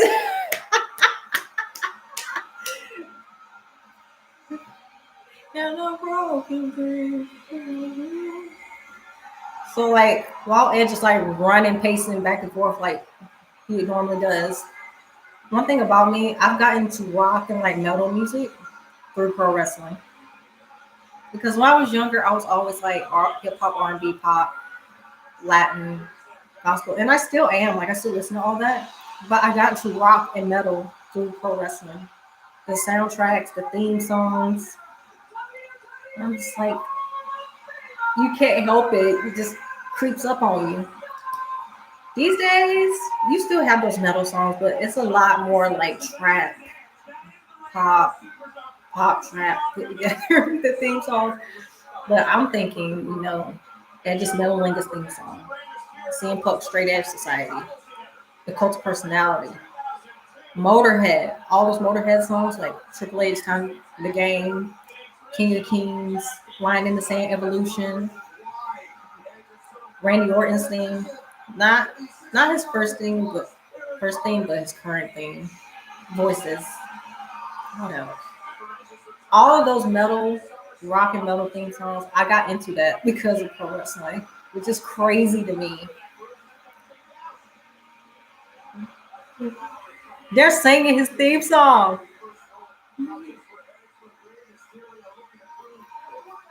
This is a legend. I used to hate Edge when I was younger. Like he made me hate him so much, and I think part of it is when he was like in like that romantic storyline with Vicky Guerrero. That was like another thing that made me hate him so much. But he's a legend, and the fans are like flipping out over Edge right now. Edge and Ray, I think they held. Yeah, they actually held tag team titles. So in some alternative universe, that'll be something I would like to see again, like them holding titles. I mean, as long as the Usos got those titles, they ain't happen no time soon. But I would love for that to happen. Yeah, Edge, take it all in. You're the GOAT. Edge and Ray.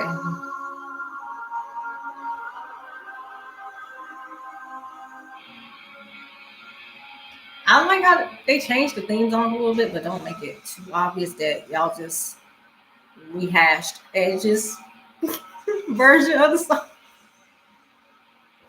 because it had lyrics in it. I don't know. This one has lyrics in it too, right? Oh no, it doesn't.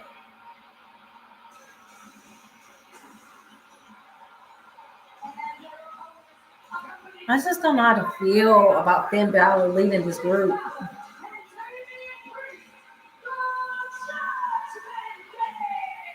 And like I said, if they wanted to do that plot twist, they could have just let it build up gradually over a couple months, not like right away. Because I think it was like literally 6 or 7 weeks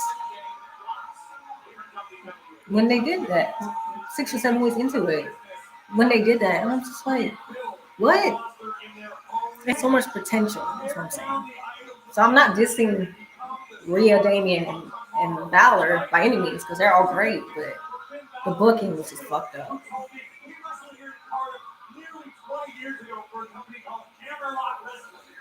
So that's why, unfortunately, I'm not as invested in this match. But people are saying that, well, not they're saying they're like speculating. They're kind of like drawing these theories that Dominic may turn on Edge and his father. So that's the only reason my eyes are like glued to the match. I'm just keeping my eye on Dominic more than I'm keeping my eye on the match.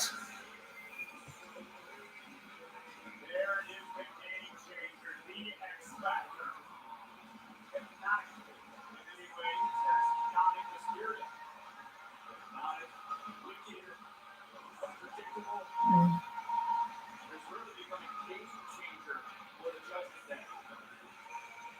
Are you sure about that?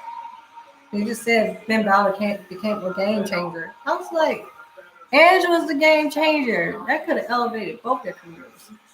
I mean, don't get me wrong, I'm not dissing Finn Balor anyway, but I feel like if Edge was still leading the group, it probably would be bigger.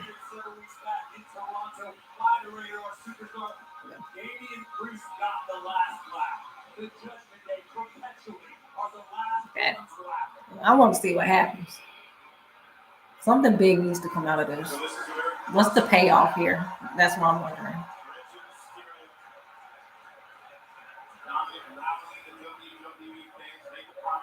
All right, let's go.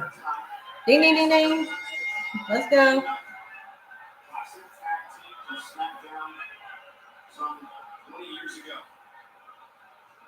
Finn Balor, who's sort of become the leader of the Judgment Day ever since Edge was sent out of the group. And Ray is still buff. Like, That's another thing about Ray. Like, of course, he's like on the shorter side, but he's always been a buff. Well, not always. Earlier in his career, like I'm talking like AAA, he was not buff at all. But once he got to WCW, and then of course when we hit WWE, he was he still is. He said that he solidified his own legendary status.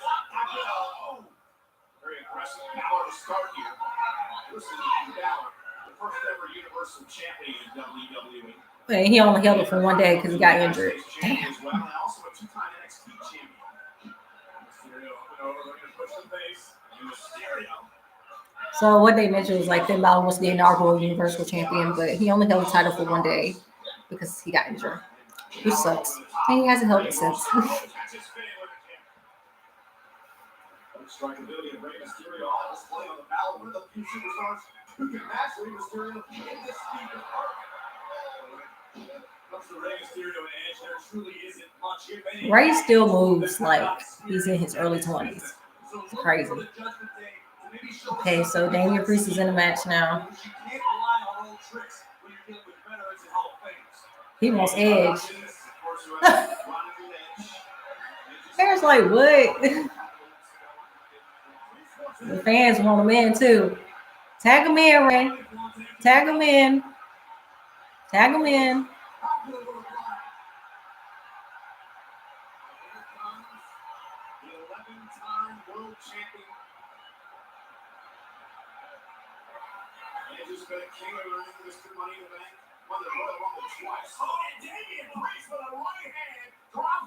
Damian fires the first shot. What you gonna do, Edge? Showing you what he's all about. Power, fast. Damian Priest learned to love his encounter with Edge a couple weeks ago. In Toronto. Fox the right here. Tyson Fury's here tonight looking on. He would have been proud of that right fight. I don't think Tyson would have been proud of it, but it was a good right. No.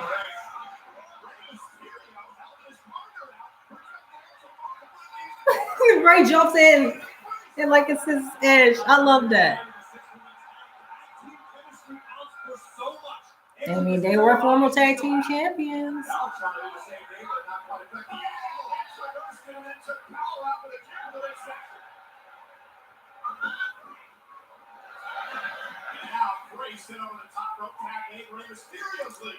Let's go.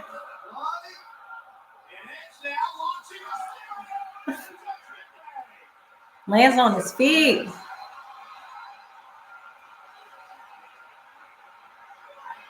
All right.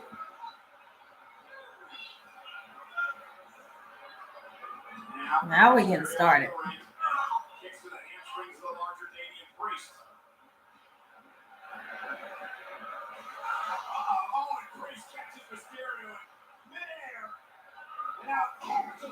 Now that's just not fair. Of course Damian can pick Ray up. Okay, I'm stop.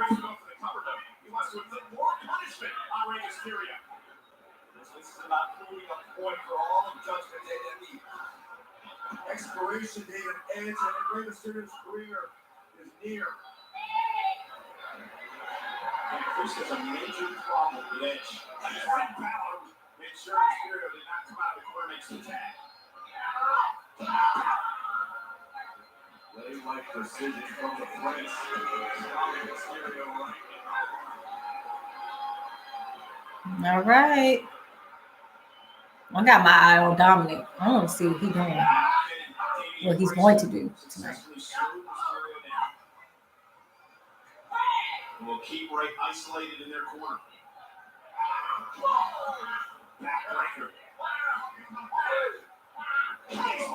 Big leg drop. Damn.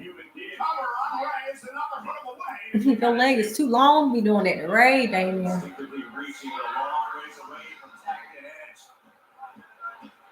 Extension. Leg of Priest right across the collarbones of Mysterio. Things beginning to look bleak for Ray. Massive crowd here tonight. There's a new stadium in Cardiff looking on. It's been electric. Mysterio. The Priest looking to rally. Priest drops Ray again. Gets between Edge and Ray. Kick his ass, Edge. And he spit on him. Oh, that's the ultimate disrespect. Damien Priest continues to be getting into the head of Edge. Is that the case, Byron, or is Priest in the head of Edge? And Priest is just watching the Reign of Damien is not in Edge's head, honey. Double team by the Judgment Day.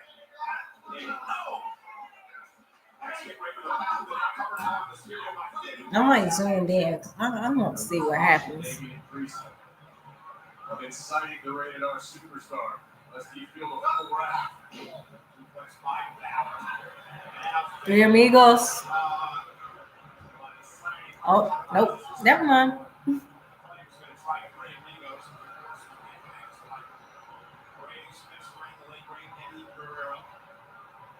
They made quite a few Eddie Guerrero references through this feud, I've noticed. Like, what are they trying to say?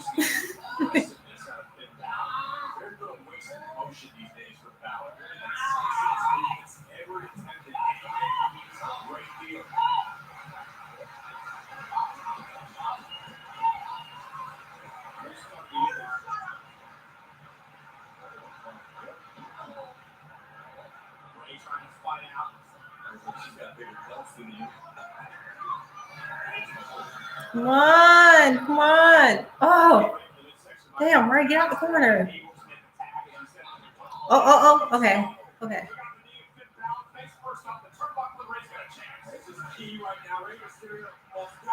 Let's go.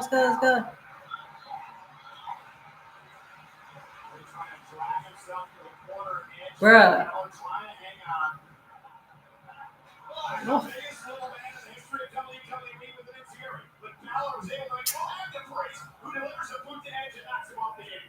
Oh, Edge is off the apron. And he didn't have to throw Ray out of the ring like that. Damn, Damien. Oh, that's what you get, Balor, over the barricade.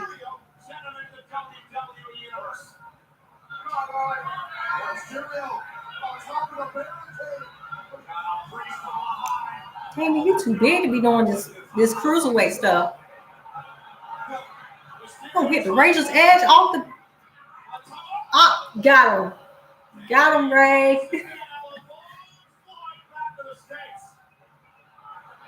No, you hurting. No, that hurt, Damien. So what happened was Damien was standing on the barricade. Ray like basically dropped him down and landed on his nuts, basically.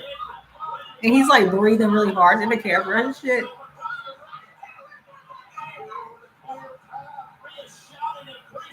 Jump over there, Ray. Jump for the tag. I swear to God.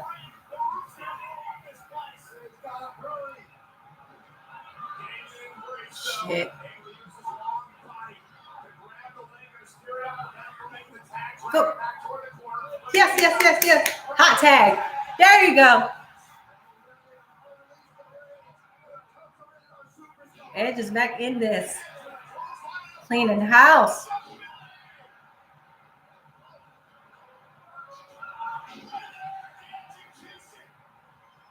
Execution. He went old school.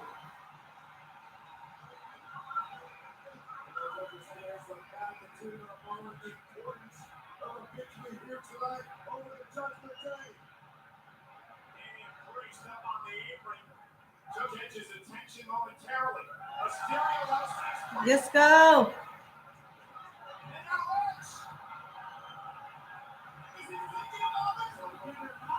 He gonna do a 619. No, he did it.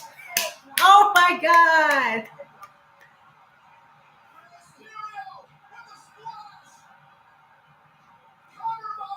1, 2. Damien breaks up the pin. That was so cool.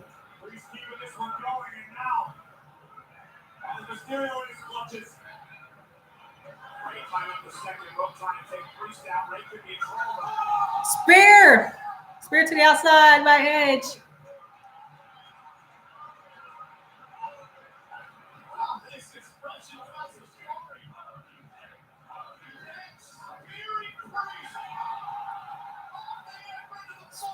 Yeah, off the apron through the floor.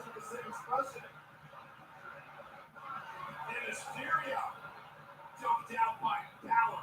A very angry Finn Balor. All right. Edge back to the ring. Balor. He's going to finish him. Looking to put Edge away. Oh, and Edge in the drop zone for Balor. Going for the diving foot stomp. Oh, Dominic's in a match. Dominic's in a match now. Oh, he's in the ring.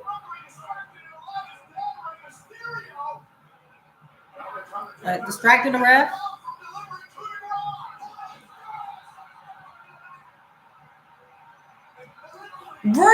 Rhea just socks him from the back. He's beating his ass. Damn, Dominic. Don't let her beat your ass like that. Oh, shit. And she slammed him. Oh, God. Oh, right with the suicide dive. Took her down. Let's go. I know that's right.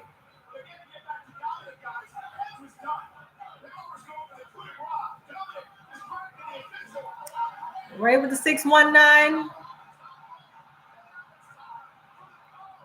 Oh, Balor with that lariat. Oh, come on.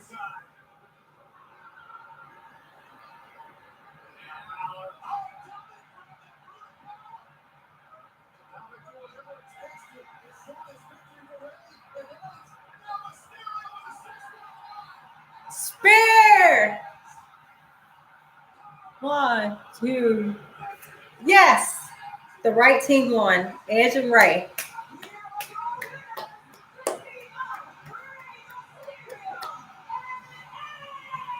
Yes. I'm satisfied.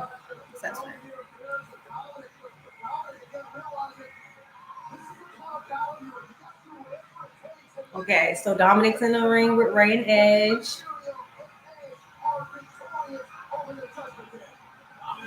Oh.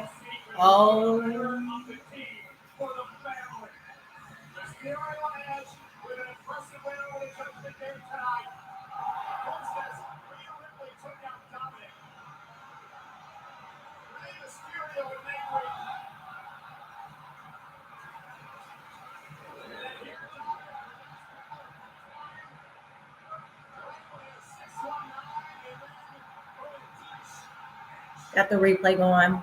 I'm trying to see the interaction after the match.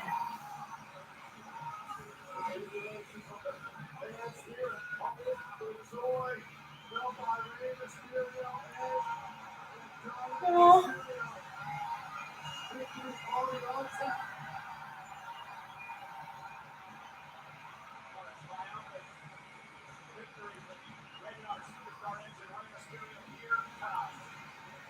What? Why is Dominic just standing there? Why is he not happy?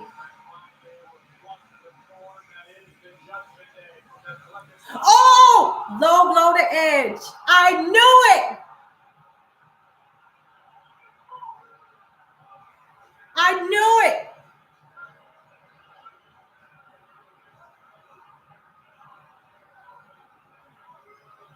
The fans are shocked. I knew something was about to go down.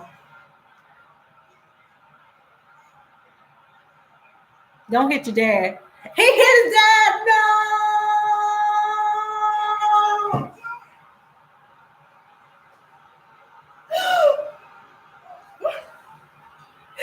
Oh my God. Is he going to join Judgment Day? Now I'm interested. The fans are shocked. Yo. Oh my God.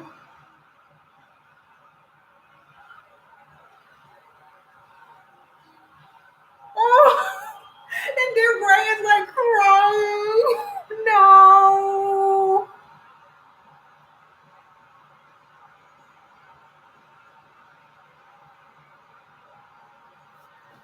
Oh my God.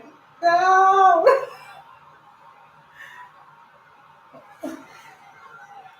I didn't know it was gonna go down like that. Oh my God.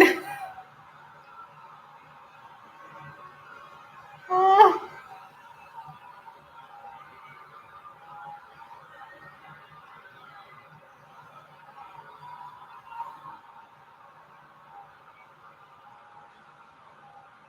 that's crazy.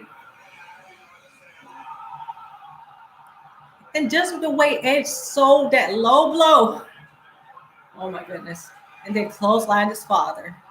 Oh. Oh my God. No, no, no, no. Another judgment day being petty and laughing. I can't.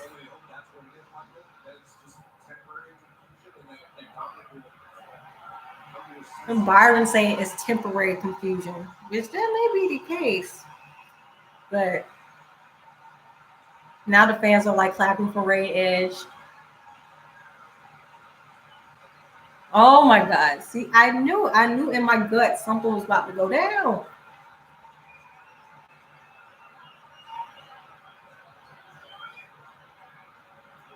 Oh,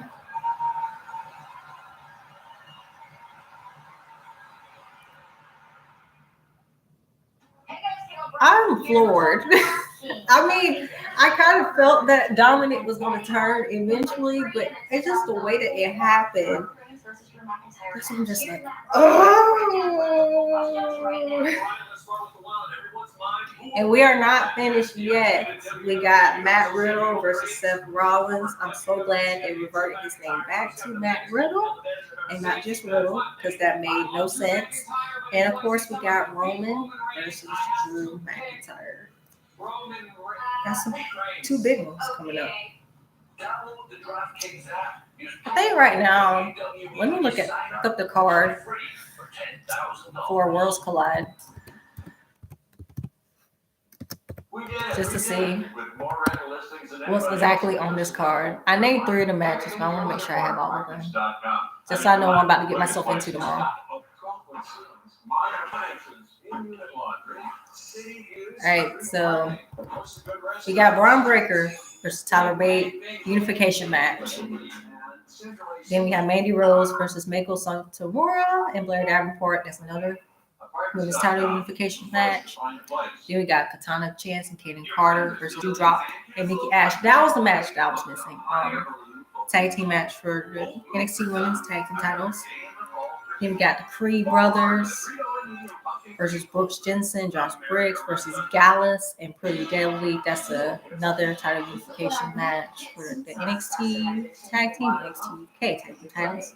Then, of course, we got the North American Championship, which that will just remain North American Championship. It's not going to be, unified with anything. And then I noticed that the NXT UK Heritage Cup, that's not unified with anything either, so, which makes sense. So yeah, the night of title unification, setting up a new era for NXT. They said NXT Europe is supposed to come next year, so I wonder what they're gonna do with that. I mean, honestly, it does make sense from a lineage standpoint to unify the titles. So I guess they're just gonna make new titles once NXT Europe comes.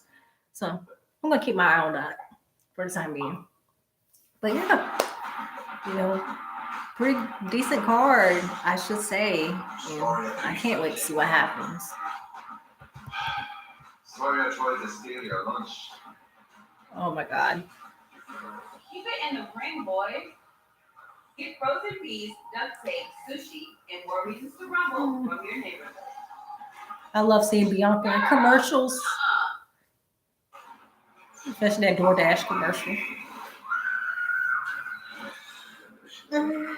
So it's kind of like my little adventures that I have planned after this live stream ends.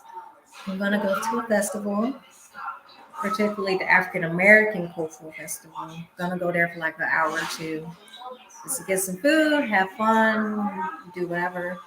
Usually I will go with someone, but I don't want to wait for anyone. And it's downtown, so I'm pretty comfortable going there by myself.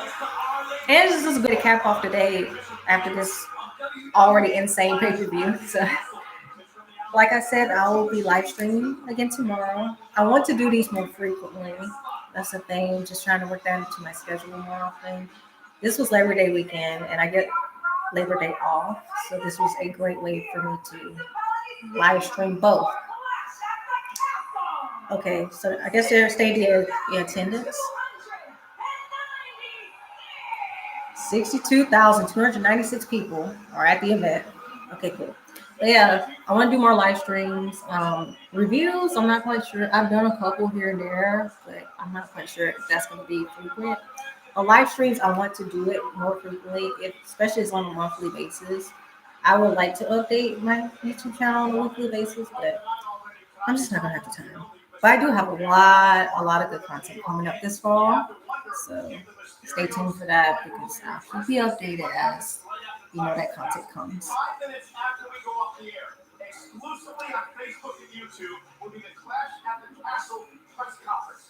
Okay, so Clash at the Castle will be having a press conference right after that. I'm not gonna view it right away, but I am going to view it after, and I'll probably gauge my thoughts on it. You know what? I'll gauge my thoughts on the press conference during the Worlds Collide live stream, and then it's kind of like get like my theories of what I think is going to happen next from a storyline perspective. Because I think they're going to be in character during this press conference. They may speak out of character, particularly the European superstars. They're going to speak out of character because it's like a monumental event for them. But there's going to be some in character development as well. So I'll dump that onto the next live stream. Not dump it, but I'll put it on the next live stream. Why am I saying dump? Yeah, just to kind of give my thoughts and my opinions. So we got Matt Riddle and Seth Rollins gotten personal. They were like trying out TV 14. It's like Matt Riddle was like, I'm gonna fuck you up because Seth had mentioned his wife and ex-wife and his family and whatnot. But Matt fired the first shot because he had mentioned Becky. And you know how Seth Rollins gets when people talk about Becky. So that was on him. Seth with these damn outfits. I ain't gonna lie though, some of those outfits look good. Some. Like the one in the vignette, he had like a pink polka dot suit. Like, what the fuck? Okay, I like this one he's wearing. Like the black sequin suit. Like, I like that. Because it matches. But this got real personal. Which, honestly, it makes perfect sense because these two had legit real life heat for a while. So, I was shocked that it took him this long to, like, create a storyline on TV for them. But now, I think this is a good time to do it. Now that Randy Orton's out of the picture, Seth's not in the title picture right now. And then Cody Rhodes. I don't know if they were going to continue their feud, Rollins and Cody, or that was going to end anyways, but Cody's out due to injury. So, anything, this was like the perfect timing. And then it's just nice to see Matt Riddle serious, on a more serious vibe. Like, yeah, he's fun and whatnot, but I would like for him to have like that seriousness and that lightheartedness, that mixture. So it's like he did. But Seth Rollins smoked him. I ain't gonna lie. Seth Rollins smoked him during that interview. You know how the two UFC fighters, they have like the split screen, they're like talking shit. Like, I love those types of interviews because it's very confrontational, which is ironic because you would think they'd be more confrontational when they're face to face. Oh, they're doing a promo right now. Talk about my family, let's talk about your family. Oh, what, you ain't got them because your wife divorced you and took your kids and they don't want to see you bitch ass anymore, huh? They explicit bitch ass. Where are you, bitch? Where are you? I'm here, come find me. Dude, I'm not gonna beat you up. I'm gonna fuck you up.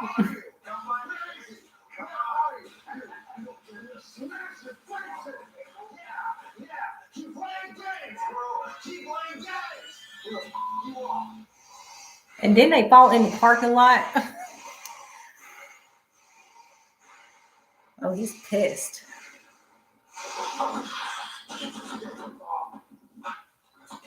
Oh yeah, mad as hell. But yeah, they were fighting in the parking lot, and Matt Riddle kicked his flip flops off. It was hilarious.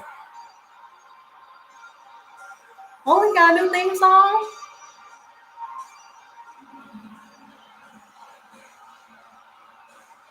Everybody getting new themes. It's hard to keep up. Like,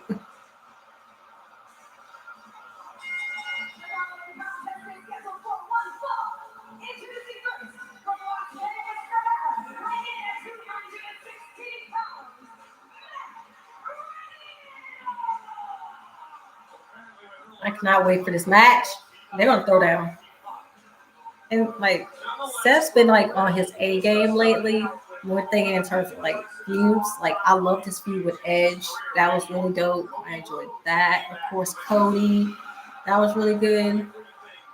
I think they could have did more with this feud with Roman, for the Universal title. Tribal Chief Roman Reigns, not like 2014, 2015 babyface Roman Reigns. I'm talking about Tribal Chief Roman Reigns. They could have did more of that, but other than that, he's been killing it. And like this one's more personal because it has real life history, which is what I really like about it. I'm not saying play real life feuds onto TV all the time, but this one particularly works because a lot of people really wanted to see them go at it for a long time. So now we get to see it.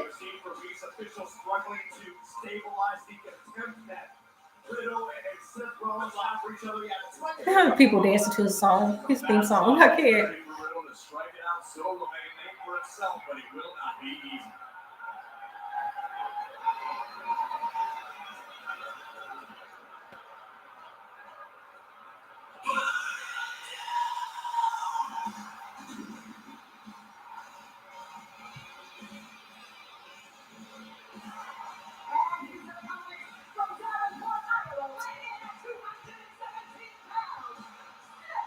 Let me see this outfit. Lord have mercy. Look at this outfit.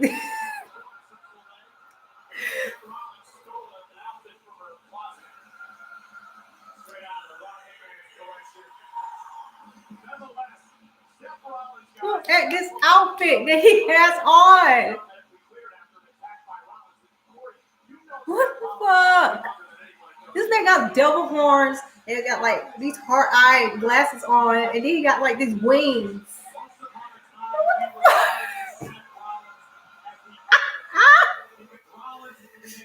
Who be making his clothes?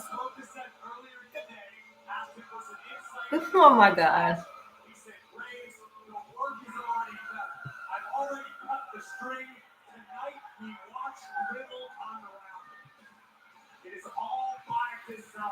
No.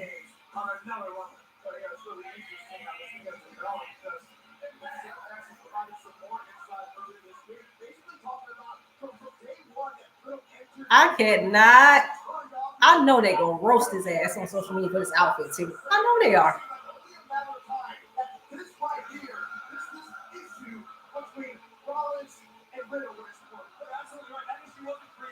And then he come out here with this goofy ass smile on his face.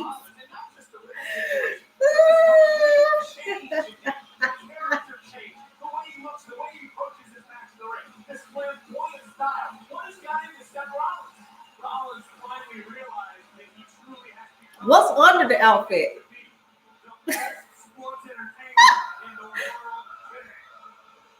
I love how they're singing his theme song though.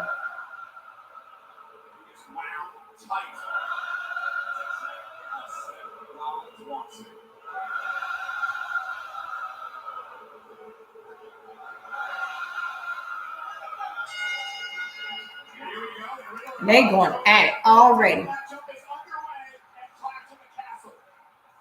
Seth Rollins, who to this day will not stop talking about the fact that he wants an opportunity at the Undisputed Championship. Riddle will try to prevent him from ever getting there. This is what happens if you ignite the fury of Matt Riddle. He's bringing it to Rollins. Well, Rollins bringing it to Riddle as well. Rollins has got to be careful. Rollins has to be cognizant. Even he is not going to outstrike Matt Riddle. Riddle's got to be careful too. He doesn't get disqualified. He's been waiting. don't think Riddle cares about being disqualified. He said he wants to fuck him up.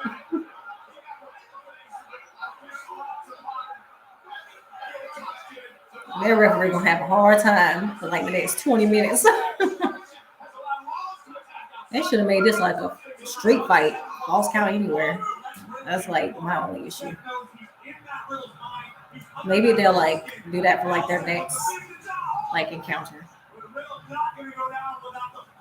If they decide to go that route.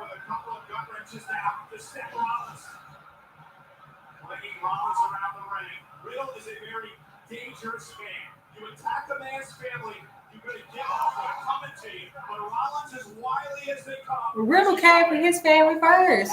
attacking a career of Rollins is betting on the fact that Riddle's coming into this match with tunnel vision. If Riddle is blind with anger, and Seth will use that against that Riddle. Riddle, given the opportunity. Riddle. And at the same time now, Rollins again. Meanwhile, the cover by Riddle. One. I still can't get over this damn outfit Seth has on. What the fuck? The massive crowd here tonight in Cardiff has been an incredible event. And still to come, we've got the Undisputed Championship between Roman Reigns and Drew McIntyre. As in both of these competitors will be watching very closely. We know Rollins is extremely vocal about wanting an opportunity at that championship. Riddle could potentially earn one. Rollins had a match with Roman earlier this year. Riddle as well. And here's Riddle now, perhaps trying to get When they triangle choke. Shoulder underneath Seth to really lead the triangle submission. Great power by the visionary. Dropping Rollins and Riddle on Rollins hit the floor first. Riddle keeping his eyes locked on Seth Rollins, looking to attack from the apron.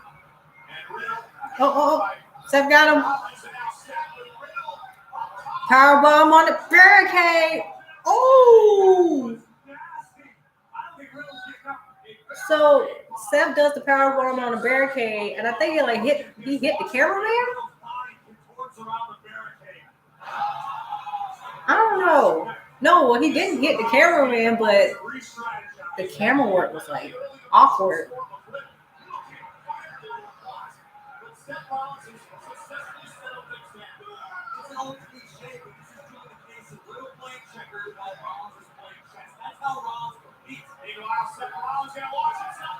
Ooh.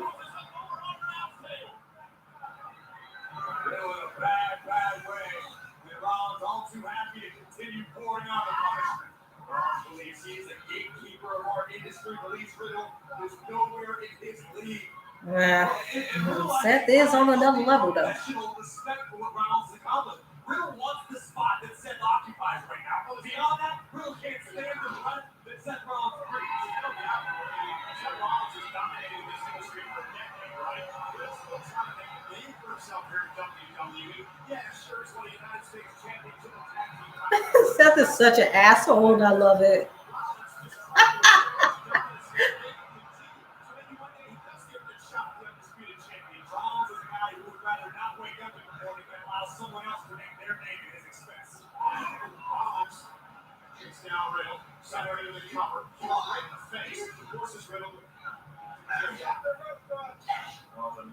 I really feel like there should have been some kind of stipulation to it, like a false count anywhere, street fight. But if they decide to continue with this feud, maybe we'll get that. I just feel like a standard match, standard grudge match. It's not at all.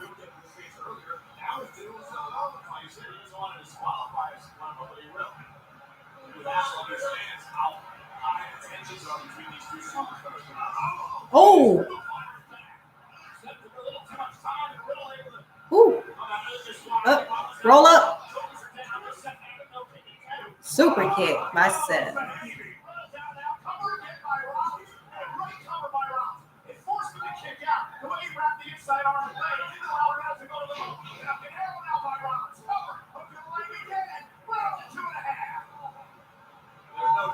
Seth Rollins did his homework before this matchup, as he always does. And Seth Rollins is well aware of the gas that he possesses by that Riddle.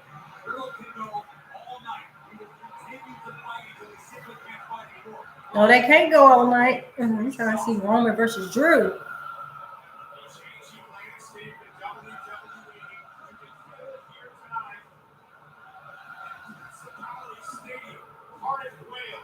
They are still singing his song, Seth's theme song.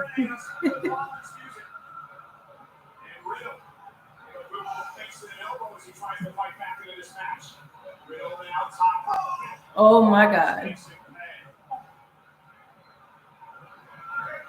Gingerly trying to set to the top of Rollins was just a little bit quicker now. Rollins with some plans of his own. What are you gonna do? Rollins could be thinking about an inverted superplex. Inverted superplex. No. Fight out of harm's way for the moment and Rollins will lose his balance. And Riddle now back to the top rope. Step up to the apron. Oh, what a kick to the face. Now Riddle right between the eyes into the game of chess. Rollins playing it magnificently here.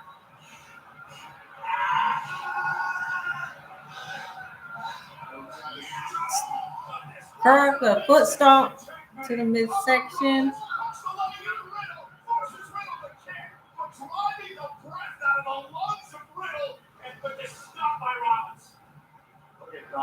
Achieved by Seth both boots stomping right into the sternum of the original Broner, nearly ending Riddle's night. Did he get past that? Seth getting grimy out here.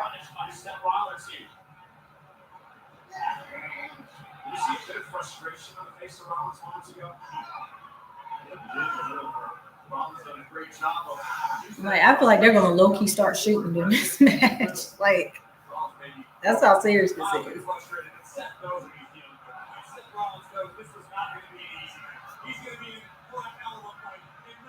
They're still in that same corner though.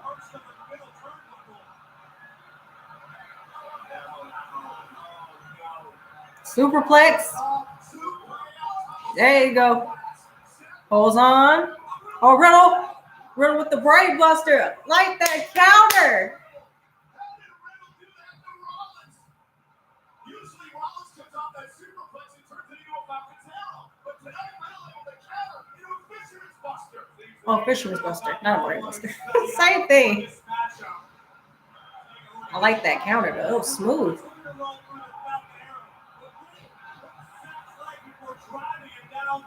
Fisherman Buster in the center of the ring.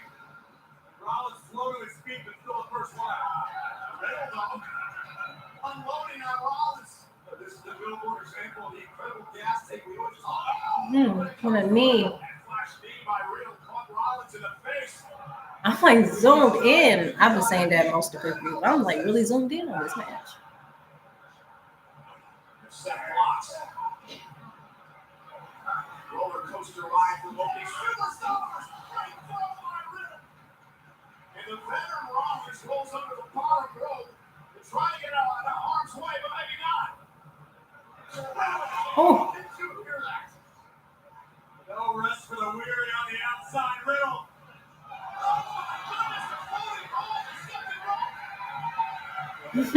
They're on the outside of the ring now. Oh, they're back in the ring now. Now Rollins is the one trying to play defense, but maybe not. He's got Riddle hooked. Underhook? No.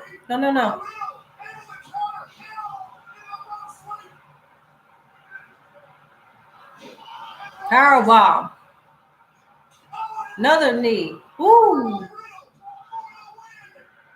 This is Rollins barely kicks out. Sheesh.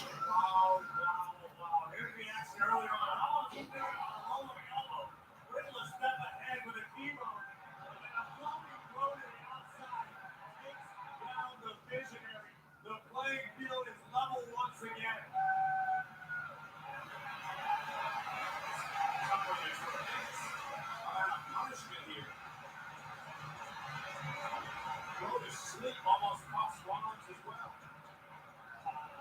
Incredible string of offensive maneuvers delivered by Riddle, overseeing the resiliency of Seth Rollins on display.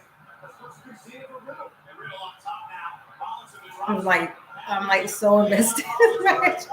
Oh, Rollins blocks it. Curve stop. No. Counter. Oh. Oh, drop down into the triangle choke. No. I'm pushing for something to win this, by the way. Don't know why. Don't ask. I'm just pushing for him to win.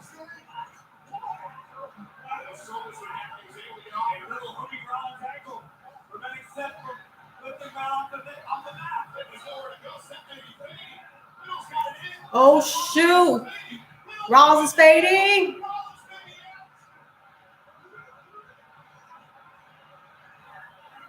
Oh, no. Oh, he's kicking him in the head now.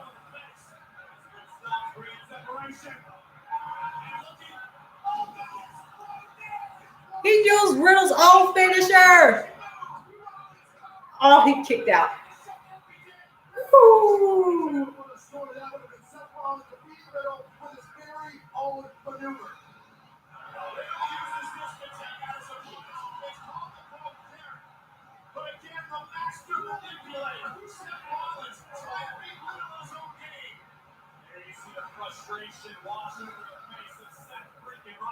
Seth's getting pissed.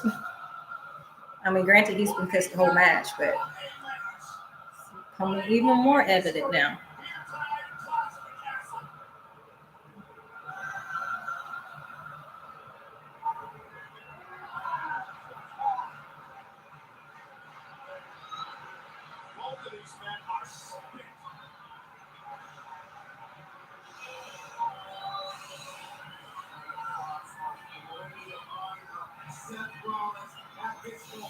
Once the top rope, set this.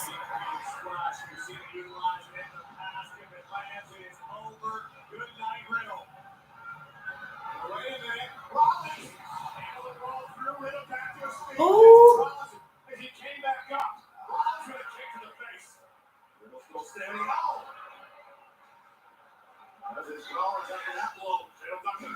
Oh. Ooh. Ooh. Get that curve stop. No.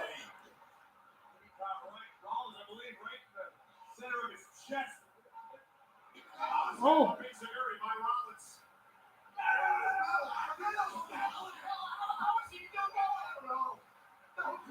Well, this sequence is going crazy. Little no selling, but they're going crazy with it. Pedigree. Turn him over. Oh, damn. And it wasn't even like a kick out with authority. He just put the one shoulder. Ah!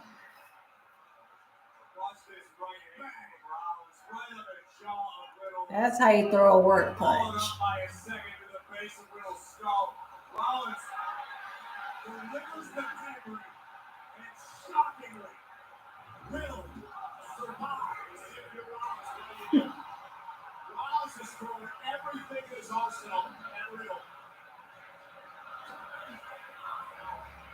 This is also Chance.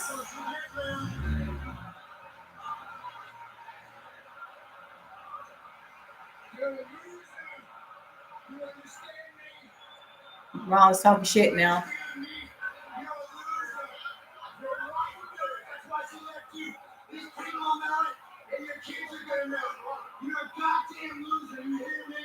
Oh, talking shit about his family again.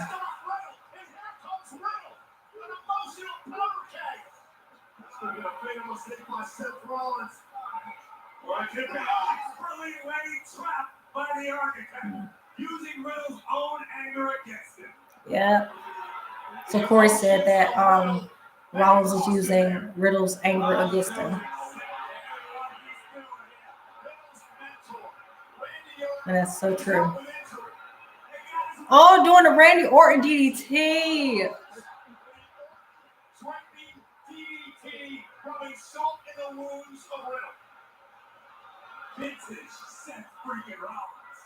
Firing shots.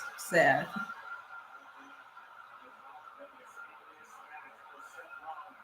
And the fans are loving it. That's the thing.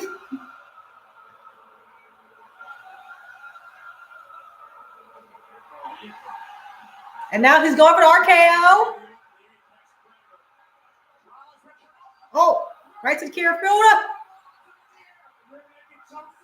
Real naked choke. Kirifuda, same thing, I think.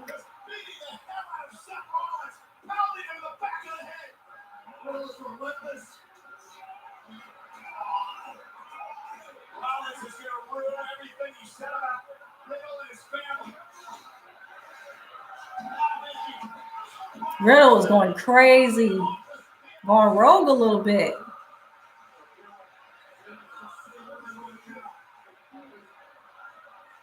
Oh, he's getting the steel chair now. Hit him in the back of the head. No. Oh, okay, he made it.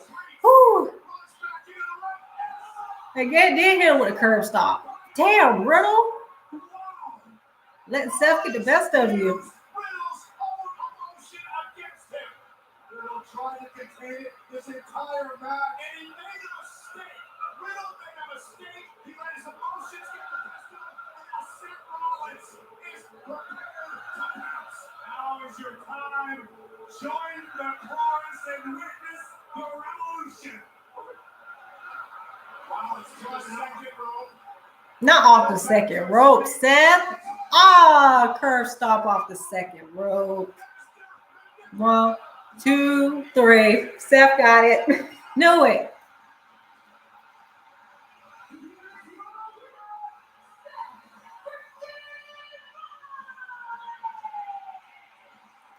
Seth freaking Rollins gets the pin.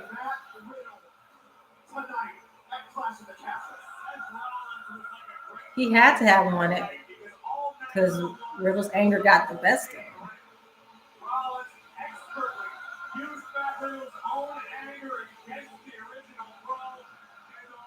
Yeah. Still hate your outfit, Seth, but he killed it. All right, we got one more match upon us. We got Roman Reigns versus Drew McIntyre for the undisputed WWE Universal Championship. And they're doing a replay of the final moments of the match.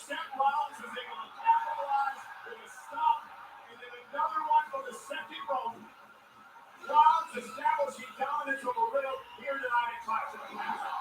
Riddle fought his heart out. There's no doubt about it. Riddle will live to fight another day. But this one will live in the mind of the original Riddle for a long time. Got some Riddle fans that are pissed.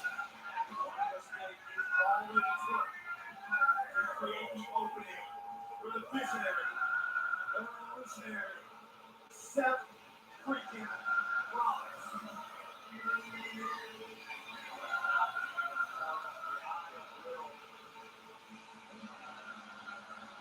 It's nice to see Matt Riddle, like in a serious mode though. So and it's far from over. So I can't wait to see what happens next. Don't fuck this up, WWE. Please don't. All right.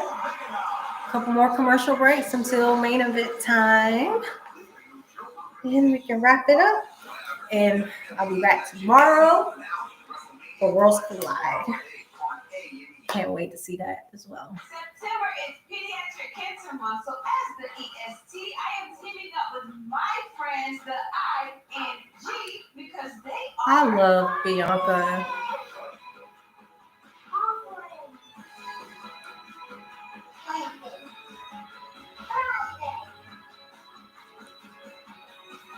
Inspiring in their battle versus cancer. We'll be teaming up to take down cancer. Till we win.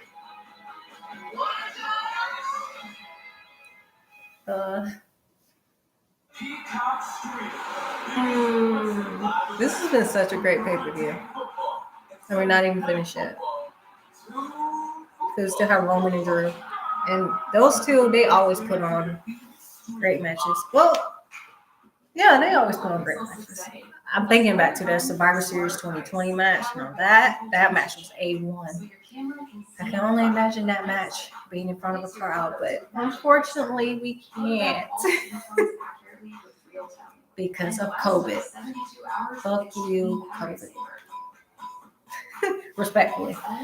But yeah, that's like my favorite match of theirs. So let's see how they top this one tonight. If I say tonight one more time, I mean today. It's only 3:30 in the afternoon. Beats me because I'm so used to WWE pay-per-views happening that night. That's probably why I keep saying tonight. It's gonna take a little to get used to. Bear with me.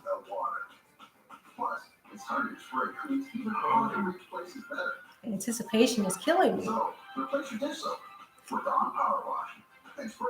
And of course, I just can't wait for like the Fallout episodes for next week. Not just Raw, but NXT and SmackDown. It's gonna be some developments. Now I'm not saying it's gonna be like earth shattering, but you know, I just feel like some shit is gonna go off. Especially with Dominic's heel turn. Imperium is back. You know, Matt Riddle and Seth had their match. You know, that feud is far from over. And then, of course, I have a strong feeling that Roman's going to retain today. I just think he's going to retain. Honestly, in my opinion, one of the best people for him to drop the title to is Cody Rhodes. But Cody's out with injury.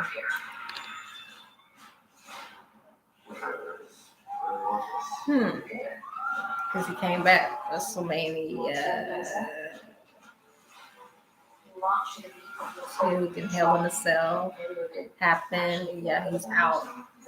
Yeah, I'm right. Just make sure I got the dates right. But yeah, he probably won't be back until next year, early next year. That's like my theory, though. I am so ready for all this new stuff that's happening. And then Extreme Rules is coming up next month. So you know I'm going to live stream that. I hope I can live stream it.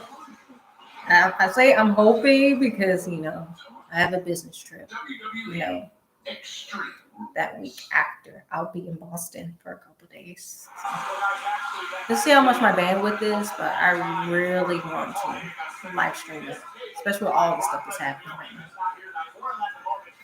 Main event time.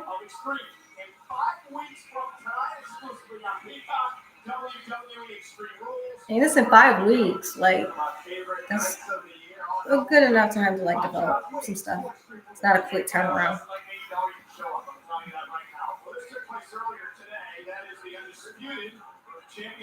And Tyson Fury talking with Roman.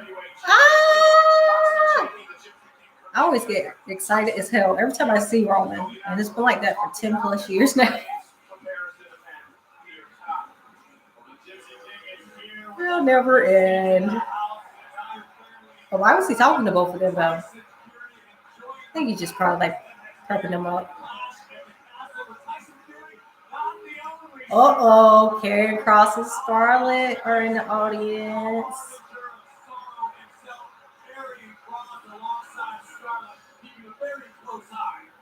Okay, it's gonna take a while for me to get used to Karrion Kross with hair on his head because I was initially introducing him when he was bald, but now he has hair on his head. It actually fits. Like, don't get me wrong, it's gonna take me a while to get used to. And I'm so happy he's back right away. I just felt like his first main roster run, I just wanted to forget about it. I don't even want to pay attention to it. But Karrion is like main event level, and he's where he should be. So happy about that. And he could be another potential contender for the Universal title. Maybe he'll be Roman's next feud, assuming that Roman retains today. I think he will. Thank you to the city of Cardiff, Wales. Well, I am so honored and privileged to be sitting here in ringside tonight in the front row seat for this epic battle. In this United Kingdom home. About time. Let's go.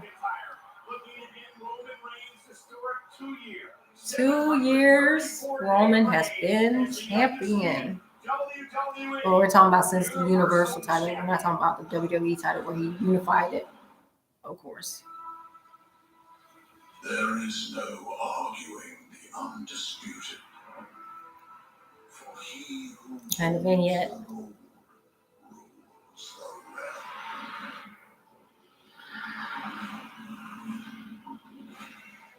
For years, one man has reigned over this kingdom, ruling with brute force, laying waste to all challengers. As Reigns grows more confident, Reigns grows more dangerous. Inferno of dominance. It's time for Roman to get some new challengers, though.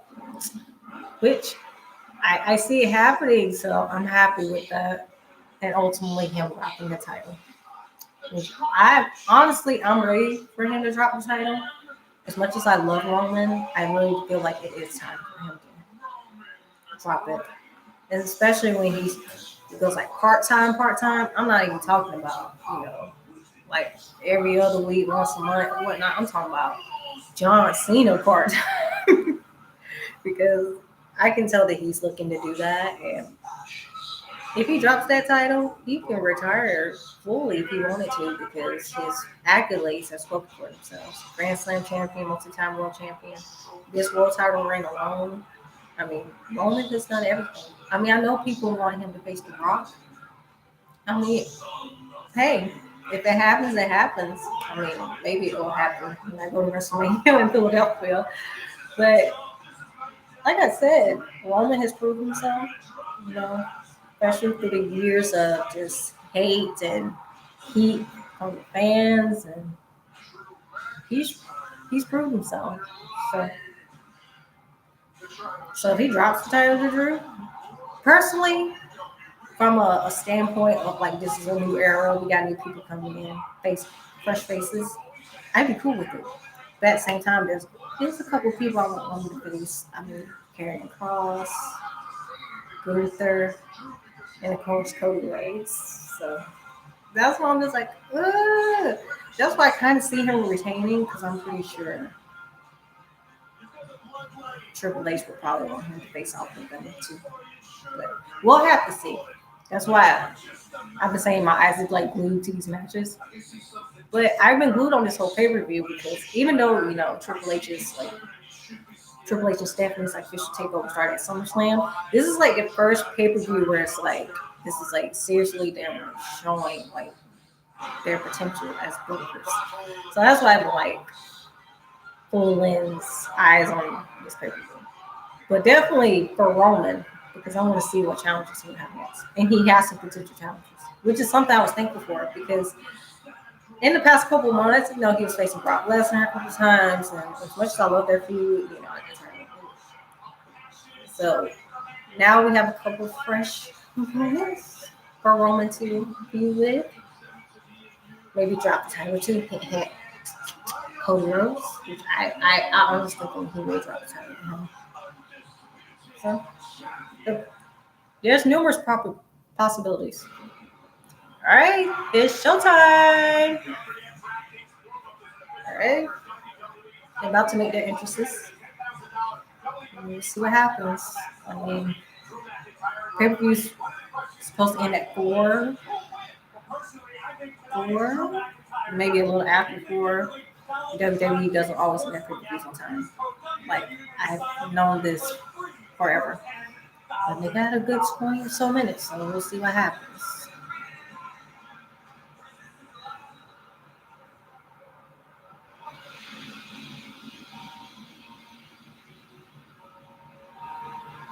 Wait a minute.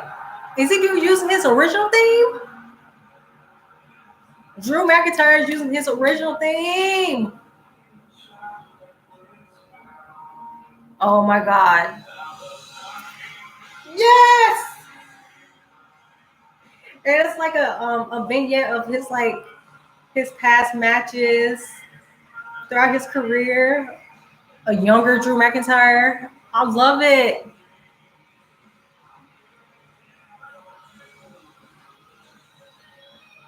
That theme song's a banger. It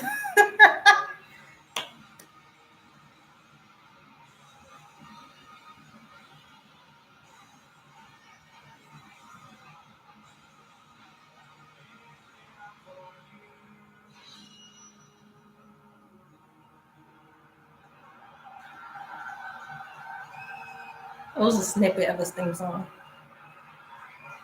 I love it.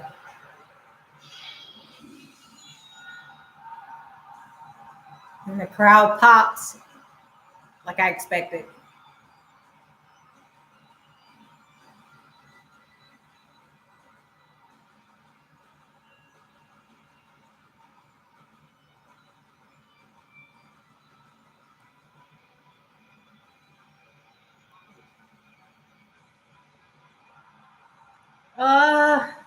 Goosebumps! And he's bringing the sword.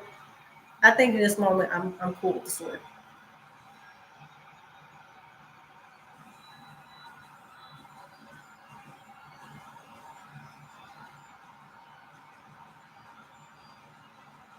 Love it.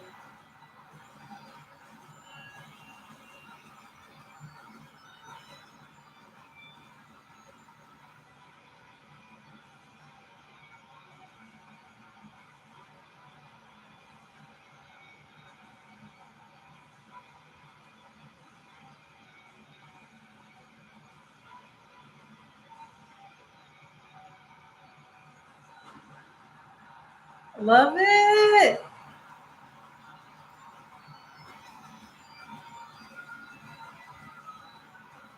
You're looking at the first Scottish-born WWE champion. Mm-hmm. A man who cut his teeth in British Championship Wrestling, Irish Whip Wrestling, the Scottish Wrestling Alliance. Michael Cole naming the British, well, European-based promotions, I should say. He's like all over Europe at this point. That Drew McIntyre wrestled in pre-WWE and after his first run in WWE, and you want to count that too. And then he came back for a second run. Drew McIntyre is a tale of redemption, an arduous lifelong journey to this moment. I got goosebumps. This is so cool. Into the mouth of the lion. Drew McIntyre.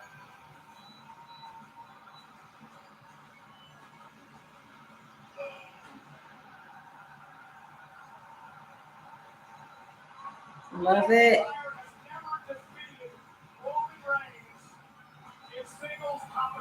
That's right. So Michael Cole just said that Drew McIntyre has never defeated Roman in singles competition. I completely forgot about that, by the way. So that adds an extra layer to it.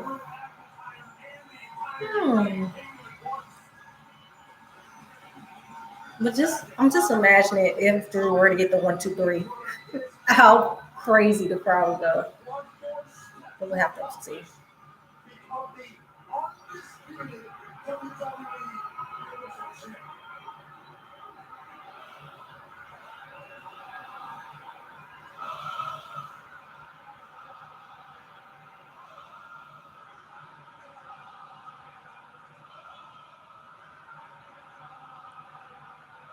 And Drew McIntyre chants. I love it.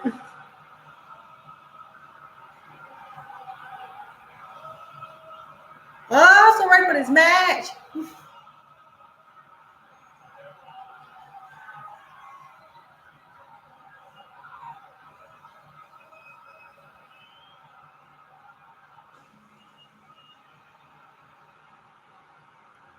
Are they booing him? They are booing Roman. They're not having it.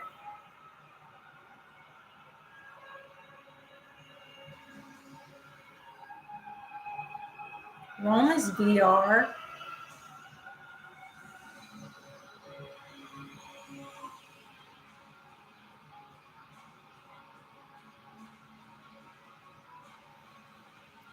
They really stepped it up with these VR logos. Because first, At first, I didn't really like them, but now I'm like, they're cool.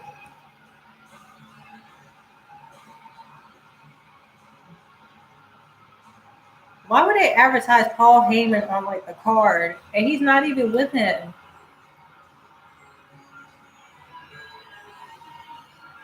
Weird. I'm thinking about the wrong stuff right now.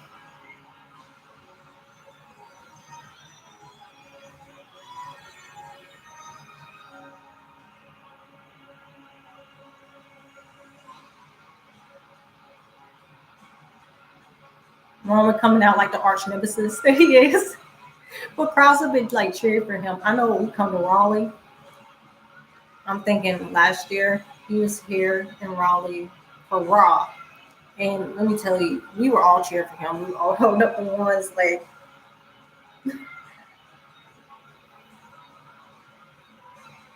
I see some people doing it in the audience.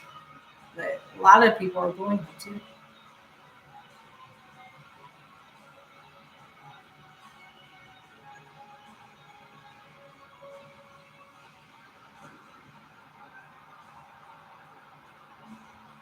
For 734 days, this man has reigned as a champion. Over the last 2 years, Roman Reigns has had 23 title retentions. He was last pinned in December of 2019, nearly 3 years ago. In the What? of this historic stretch, Brock Lesnar, I did not know that. I know it was like at least 2 years. So Michael Cole is saying that Roman has not been pinned since December 2019. Now I know it had to be at least 2 years, but I don't think it's almost 3 years now. That's crazy. Tonight, the island of relevancy is a very lonely place to be.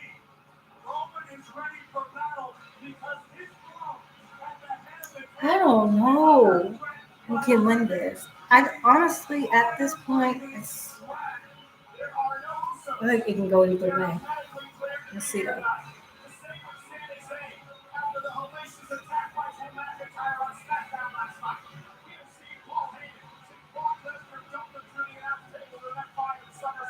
That's right. Paul Heyman's been out since SummerSlam. That's crazy. They advertised him on the card, like standing next to Roman.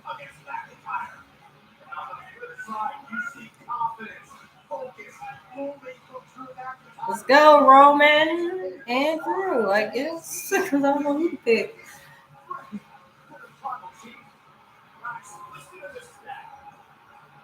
Over the 2 years, Roman Reigns is the champion. There have been 55 championship changes with all the other titles in WWE. 55 over the time that Roman Reigns has ruled as champion. Michael Cole with the stats. What Roman Reigns has conveyed and lived for over 2 years here in WWE.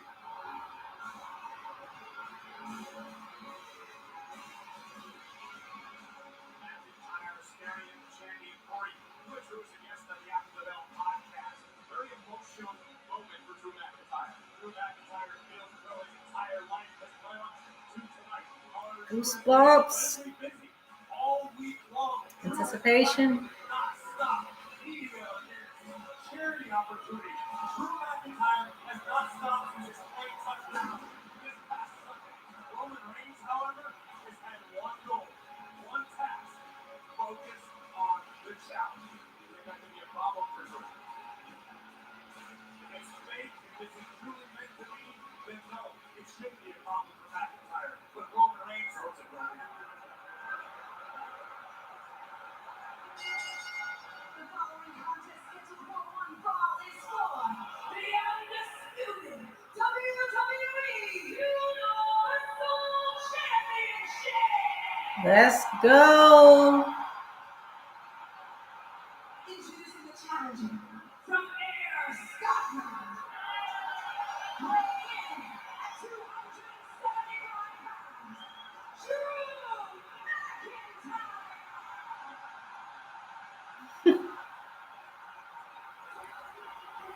They already emotionally invested.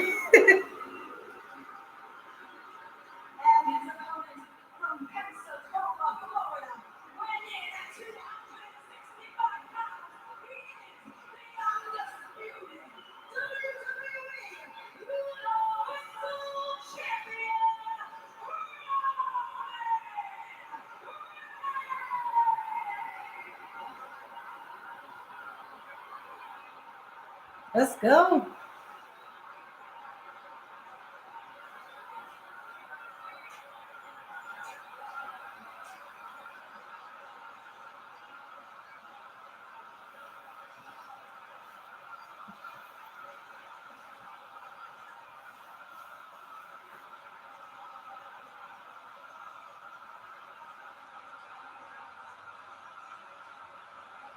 And he's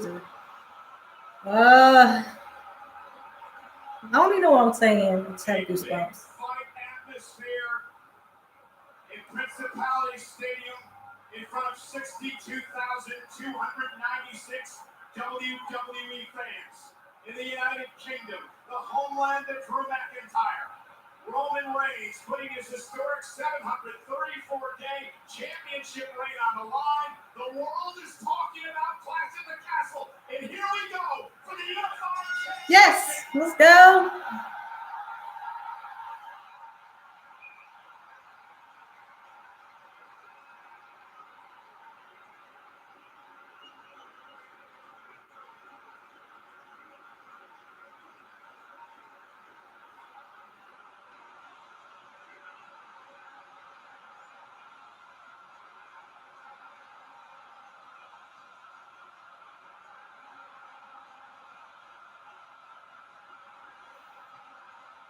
Got the face off happening. The crowd is firmly behind Drew, which is to be expected. That is his home turf.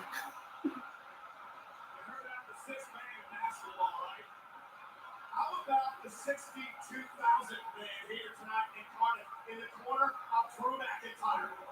We're underway. McIntyre and Reigns. Corey, let's break this down. For McIntyre, how does he win the championship? McIntyre has to present Roman Reigns with something Roman has never seen before. These two have done battle so many times. They're familiar with one another, with their strategies, with their game plans, with their movesets. Drew's going to have to think outside the box to knock off the champ. Byron for the champ. How do you extend the reign? Again, it's very similar to Roman Reigns because of the familiarity that Drew McIntyre has for his offensive repertoire. Roman Reigns has the dicky, trying to surprise McIntyre with something he hasn't seen. While Roman Reigns may be out there without the bloodline, Reigns, I'm sure, is eager to remind the WWE Universe that he made the climb to the top of the mountain. Let's remind everyone, too, Roman would be the champion today if it wasn't for the bloodline and how they all buried Brock Lesnar on our Eagle Rumble back in SummerSlam, right? So Roman Reigns understands what the bloodline means to him, and he doesn't have a home field advantage. This is all McIntyre here tonight for Cardiff.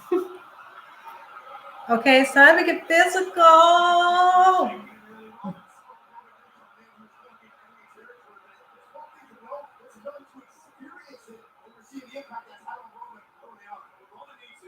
This early wave from McIntyre, knocking down early to get out of the game. Side headlock to try to slow things down. Roman trying to establish dominance early against Drew McIntyre. Of course, on his victory. His good WrestleMania led to WWE Championships. Uh-oh. Roman, back it up. Oh, no. Oh, my God. They doing the most already. It got my nerves bad.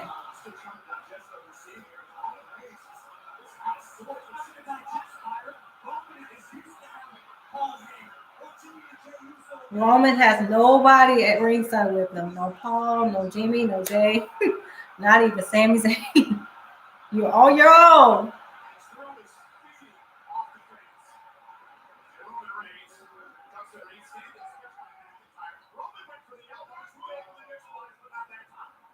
Got him.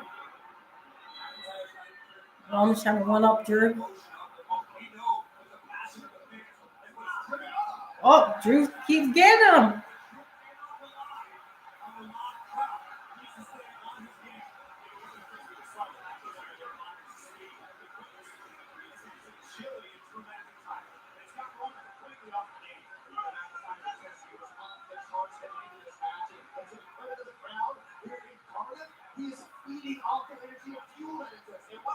a statement night for you. Unlike we saw with Riddle earlier, he was very emotional. He's naturally going to upset Rollins. Drew is keeping that emotion inside right now. He's very under control. He hasn't been able to get the best of him yet against Roman. Drew is laser focused right now, and Drew is focusing all of the emotional energy within on the task at hand. Come on, Roman. Get back in the ring. Like the standoffs and like the hesitations, it makes me anxious. Like just go ahead, go for it.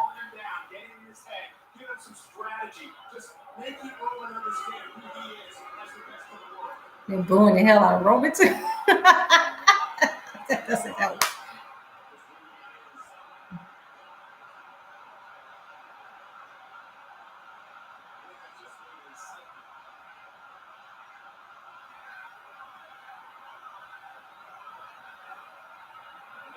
This is good strategy. He hasn't allowed Drew to pick up on that momentum as of yet. And the bloodline may have helped Roman retain his championship a few times. But Roman Reigns won the championships on his own accord, his own skill, and his own volition.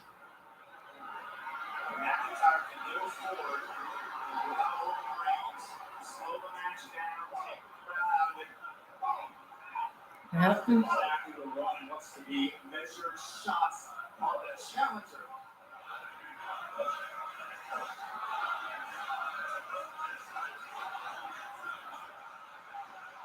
Trying to figure out what they're chanting right now.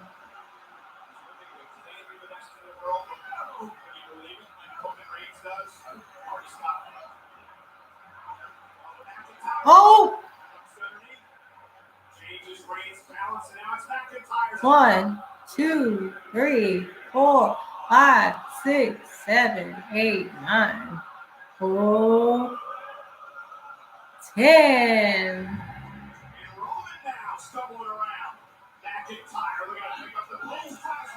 Clothesline over the top.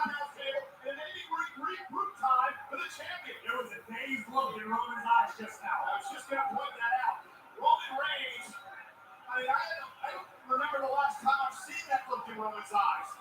We've talked about every one of Reigns' championship matches over the past 2 years. Ron got a look of fear in his eyes. Roman Reigns almost mentioned he seems in control of his emotions, which taking him to the pinnacle of his business.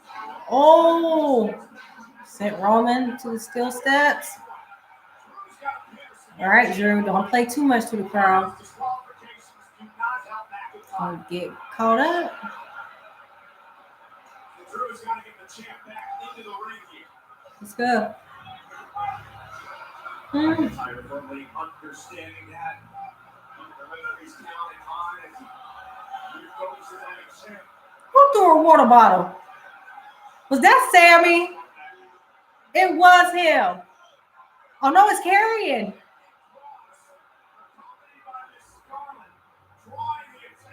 He threw the water bottle. That was so petty. Oh, see, I forgot that he was there, and then Roman with the distraction. That might be the only opening Roman needed. Drew took his eye out of the ball and might have just blown the biggest chance of his life. We were just talking about this. How See, now, I didn't even think about Carrion.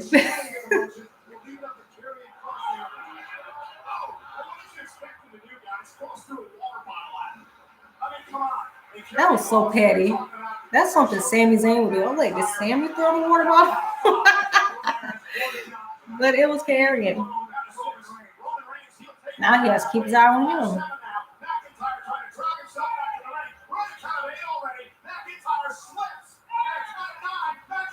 Oh.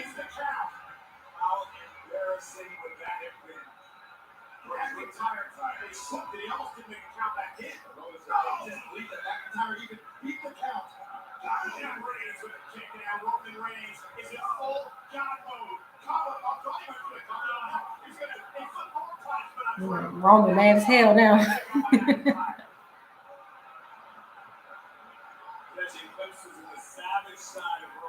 It's almost like without the wise man at ringside, Roman reverts to what he knows best, to his father, the wild Samoan seeker, straight up savagery from the champ.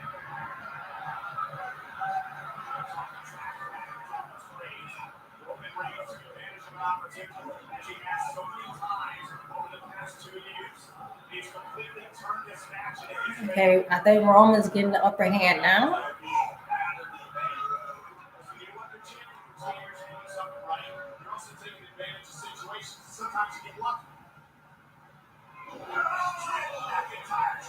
Shit.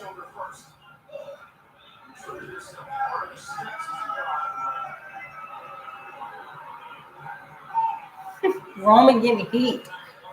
I'm so used to him getting like mixed reactions. People would cheer for him, some would boo for him, but he's like getting straight up heat right now.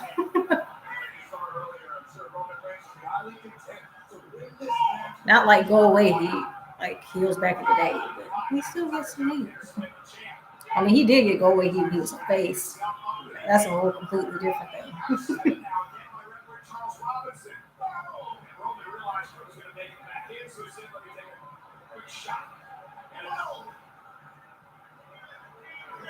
Barely holding on.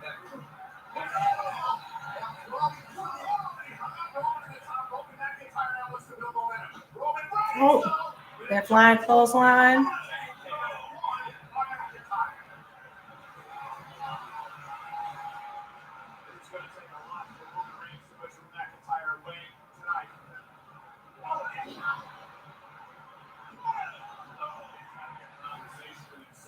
Drew is like, no. Trying to solve this challenger.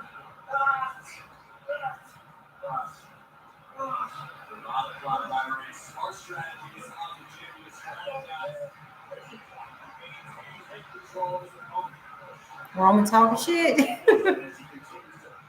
talk trash to McIntyre in the process. What an atmosphere here tonight. Principality Stadium. Drew McIntyre from the United Kingdom trying to wrestle away the championship from Roman Reigns. Oh, that big boot by Roman. Roman, I mean, Drew's still kicking out at one.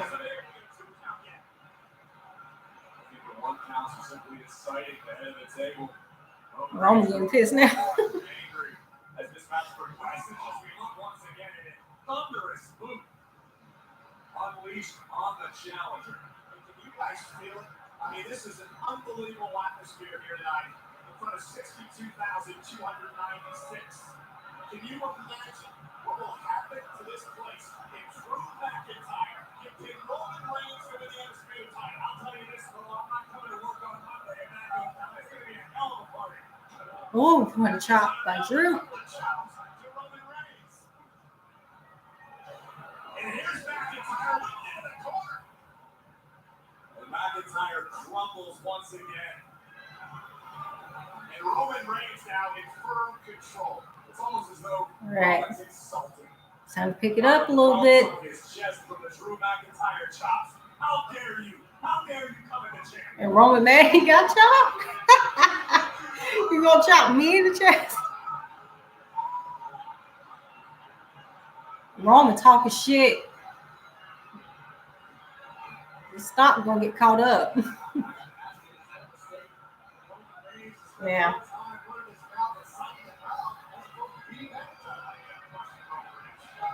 And he's still chopping him.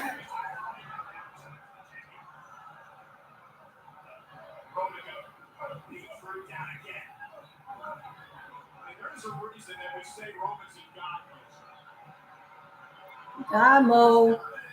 I'll admit, I did not like that t-shirt. But the most recent ones like the God Mo and Acknowledge Your Daddy. The head of the table and the bloodline shirts, those are dope. And Acknowledge Me. Yeah.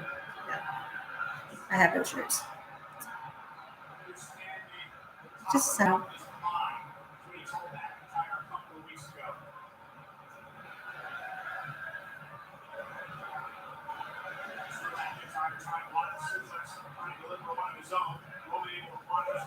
Come on.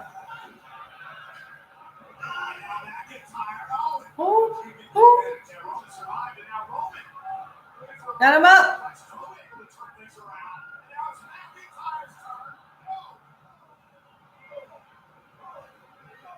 Roman like slugging him.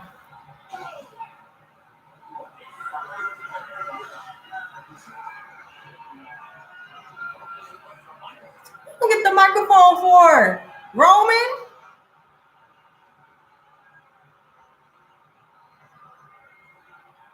In the middle of the match? Acknowledge you in the middle of the match?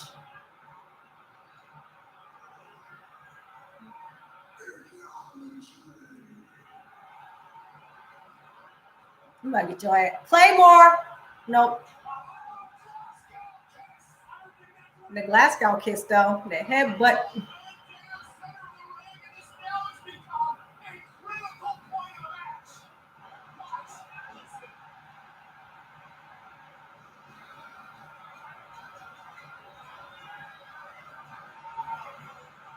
Both of them are down. The way he grabbed the mic, smacked down in the middle of the match though. That's why I can't get behind.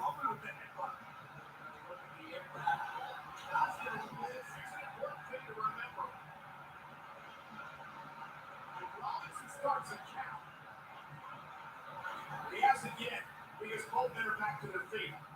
Roman Reigns, Drew McIntyre, again face to face. Center of the ring, where this match began.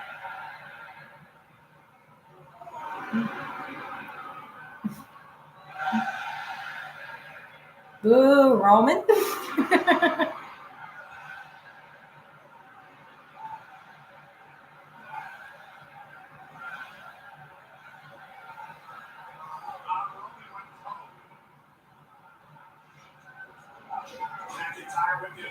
Oh,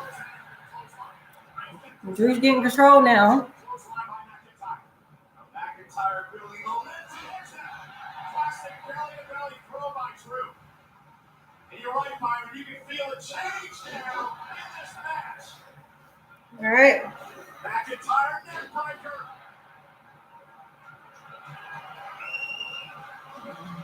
Both tired.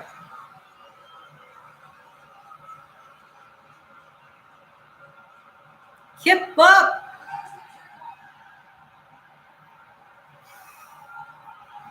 All right. Drew, what are you going to do now? Could this be the beginning of the end for Roman Reigns? 60,000 plus believe so. McIntyre in the corner. McIntyre pushing up Roman Reigns on that top rope.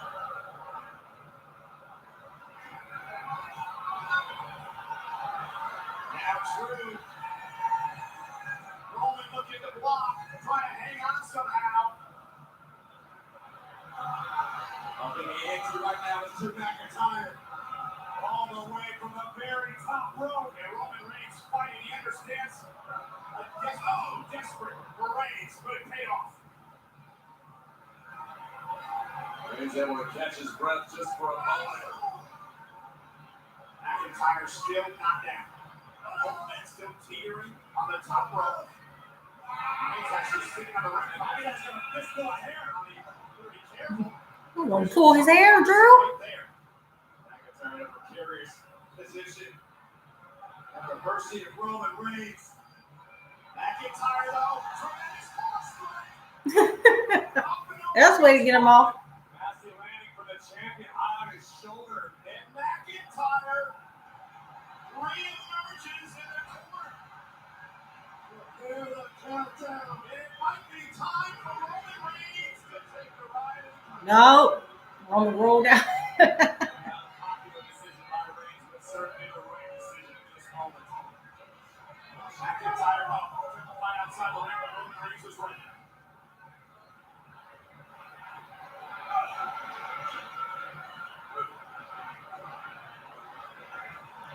The wear and tear Oh. of these men starting to show. McIntyre's looking for the future shot DDT. Reigns able to counter.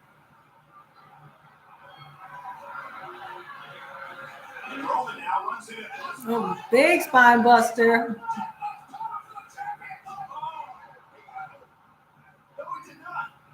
That was a close pin, though. Ooh, that was close. Right in there with a bird's eye view. I'd love to see that again. Gets her wish. First the spot on his face. Insane. Oh, just before 3. Doesn't get any closer than that without the bell ringing and new. And for McIntyre,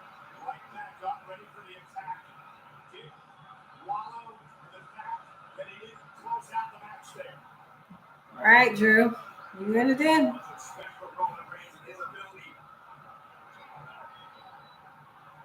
McIntyre growing up, Roman just running the eyes, trying to rub the eyes of McIntyre. Oh, his eyes are turning the bodies around so the official didn't see it. Oh, blocked by Roman Reigns. Up to the running now. Hit him with a rock bottom?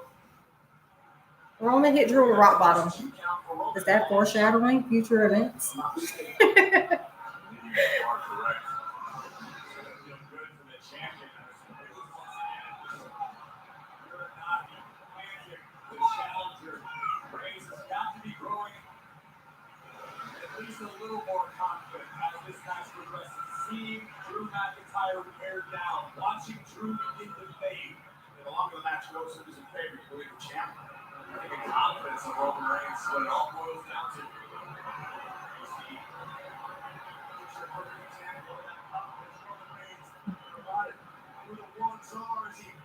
Superman punch. Incoming. No. Yes. No. Nope. Missed it. Future shot.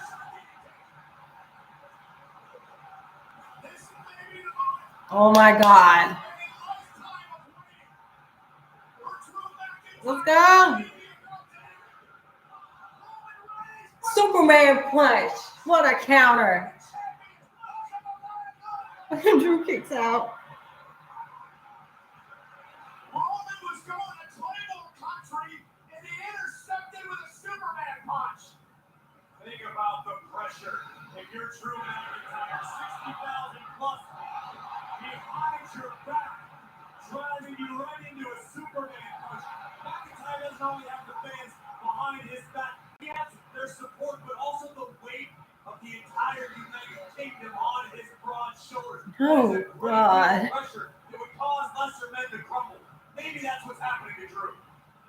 We talked about the home crowd, 62,296, firmly in the corner of Drew McIntyre in the capital city of Wales, Cardiff.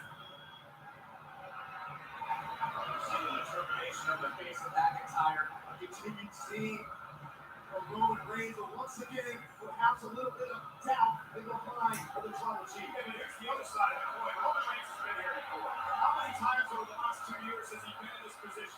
I had to dig down deep to retain the title. This is new for McIntyre for the most part. For a long time he's been champion. Going for the spear, spear, spear, spear.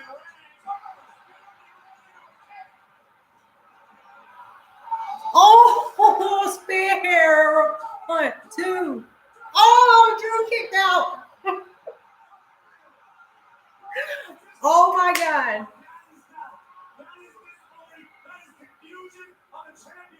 Roman is in disbelief. Drew McIntyre just absorbed perhaps the shock from Roman Reigns. The spear has put away many men, but not McIntyre. And again, let's get back to the point. The Rossman's not here for it. He's not out here to give Roman confidence to help him out and keep his head in the game. There's something to be said about that. Roman's trying to talk himself back into this game. There is doubt and all. And Roman's going to talk himself back into this. Questioning himself a bit, right? 734 days of this historical title reign. Does Roman feel it slipping away? Roman shaking his head again in disbelief. What do I got to do to put you away? Guillotine, now the guillotine. The guillotine is in. The submission move. Trying to bring McIntyre to his knees and put this away. And end the dream of McIntyre in a 60,000 plus here tonight in Cardiff. Wrong with the guillotine choke. Drew's getting back up. Oh, no, no, no, no. Oh, he's out. Oh, Roman got it locked in. Got the legs wrapped around him now.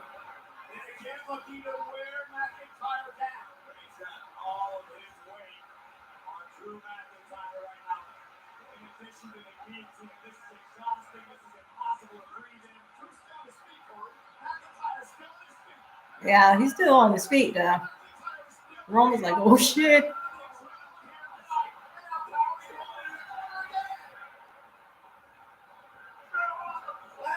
Oh, shoulder into like the turnbuckle post. Oh my god. Roman's on the outside of the ring now. Situation and get Roman back inside the ring. If Roman gets counted out, Drew's dreams go up in smoke. Three now. McIntyre just now realized where Roman was and what he has to do. But Drew now rolling back out of the ring. He's got to try to get Roman Reigns back in. The only way to win a championship, what does Drew have left in the tank? Spear through the barricade by Drew. But Drew has to be in a hurry. Drew has got to hustle. You got to get him in. That's exactly what McIntyre's doing. He has got it in. Now McIntyre with an opportunity. Roman Reigns with his spear. Claymore, is he going for it? Oh my god, oh my god, oh my god. And another spear by Roman. Oh. Drew kicked out a spear twice in this match.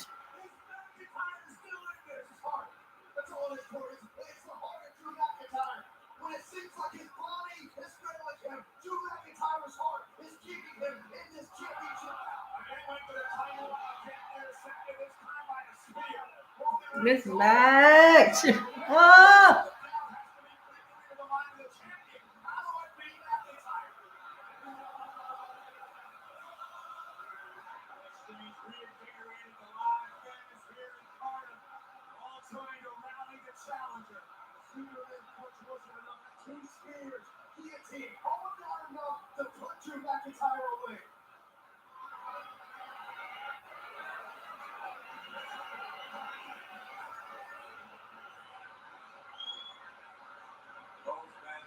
Absolutely exhausted. Roman, Drew, Roman the first. And then Roman's asking the referee Charles Robinson, 2. Are you sure it's 2? The entire time, Roman might stop this match is over.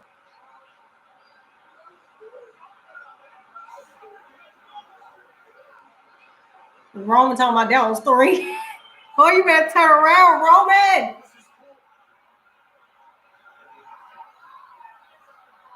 Don't you hit that referee. Claymore to the back of the head, but the referee's out.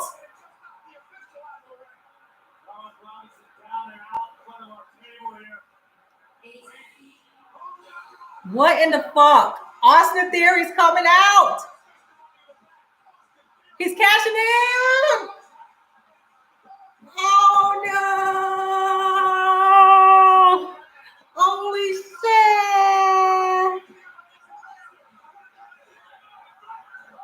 Oh, whoa. Tyson Fury stopped it. I love this. He punched like Austin Theory was there to cash in, and Tyson Fury, boom. Tyson Fury with crack. Another Claymore. Oh, Roman kicked out. Oh my god. Are you serious? Oh my. This is too much. This is way too much for me to handle. That was a perfectly placed Claymore too.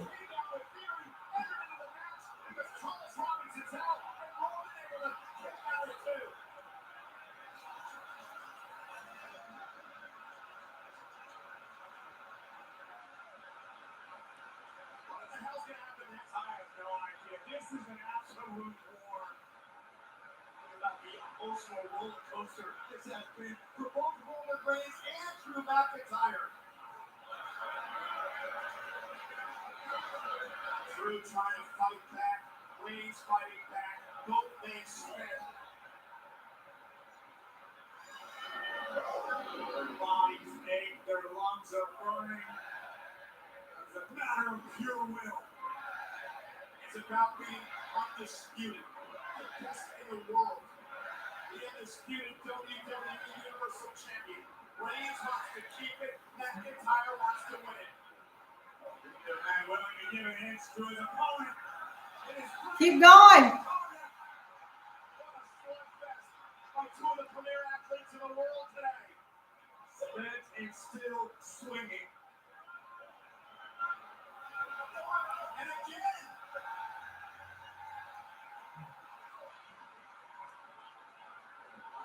Super rare punch. McIntyre on his feet.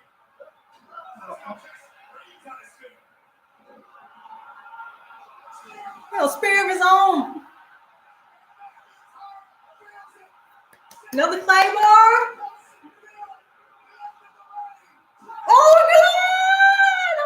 my god! Oh my god! 1, 2.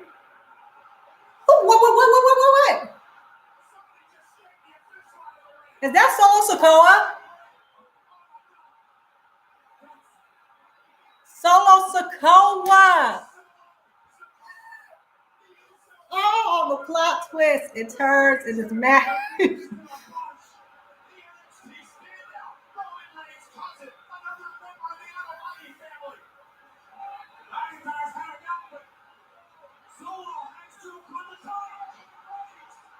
Where's the ref? 2. Roman retains. I told you. I didn't think he was going to retain like that, though. Solo Sikoa made his debut.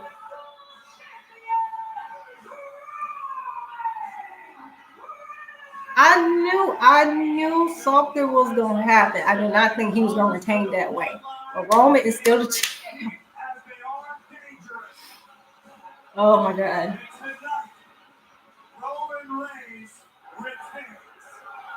Thought it was over. The claymore. McIntyre to climb to the top of the mountain. And then the official was pulled out of the ring.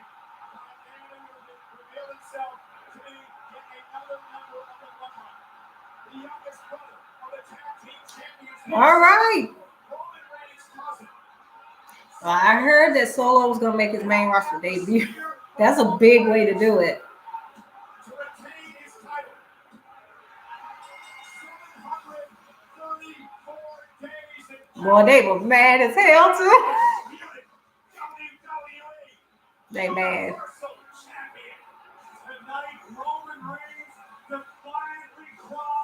Karrion Kross got involved. We thought Austin Theory was going to cash in, and Tyson Fury ended that and knocked him on the ground. And then Solo Sikoa made his debut. Roman's still the champ. What a pay-per-view. Seriously. Tyson Fury. Whoa. Hold on. What the hell Tyson doing?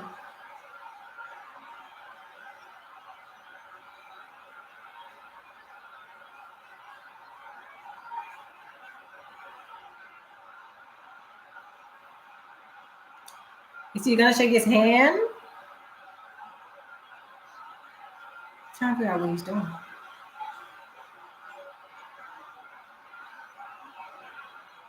Oh. No.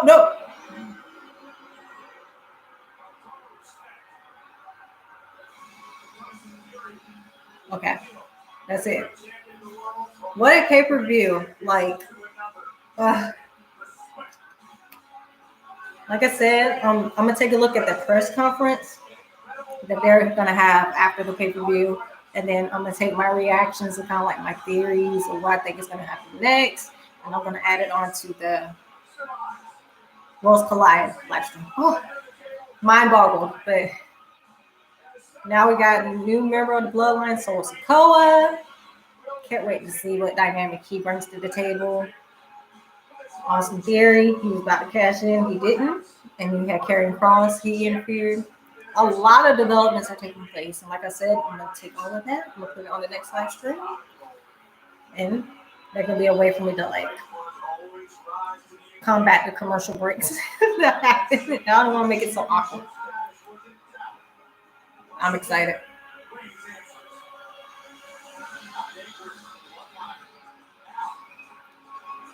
What a pay-per-view. Great. I mean, Tyson's in the ring with Drew. What's about to happen?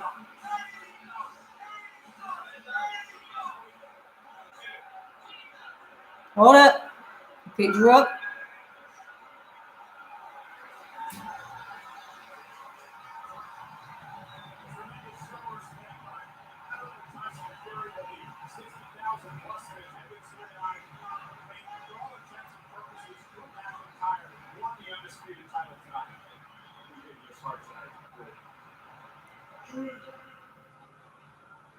Tyson's on the mic. I know you're feeling down right now, but you've done your country and everybody in you proud. That was an unbelievable fight. Well done, mate. Should be proud of yourself. Tyson was telling Drew he should be proud of himself. Everybody in this building was chanting, Drew McIntyre, Drew McIntyre. That must have been an awesome feeling. Chin up, son, chin up. And you know, at times like this, I can only think of one thing. What can you think of, Tyson? It goes something like this. A long, long time ago. Is he singing? Music used to make me smile. Oh. And I knew if I had my chance. Okay, Tyson, you can sing a little bit. And make me happy for a while. But February made me shiver with every paper I delivered. I love it. I couldn't take one more step. I can't remember if I cried when I read about it, little cried. Something touched me deep inside the day. The music died. Got it all together now.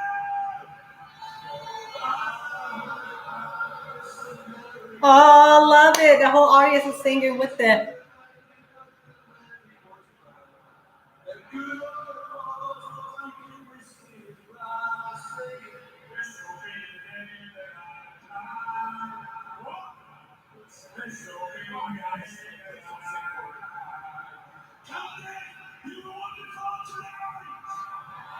Love it. I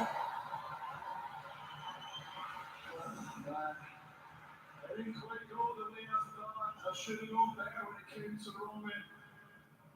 But my Alan, screw this big Alan of realm and say, my Alan, but you didn't let me down. You were loud, you were passionate, you showed the world what you realized. I love it. Drew sending a thank you message.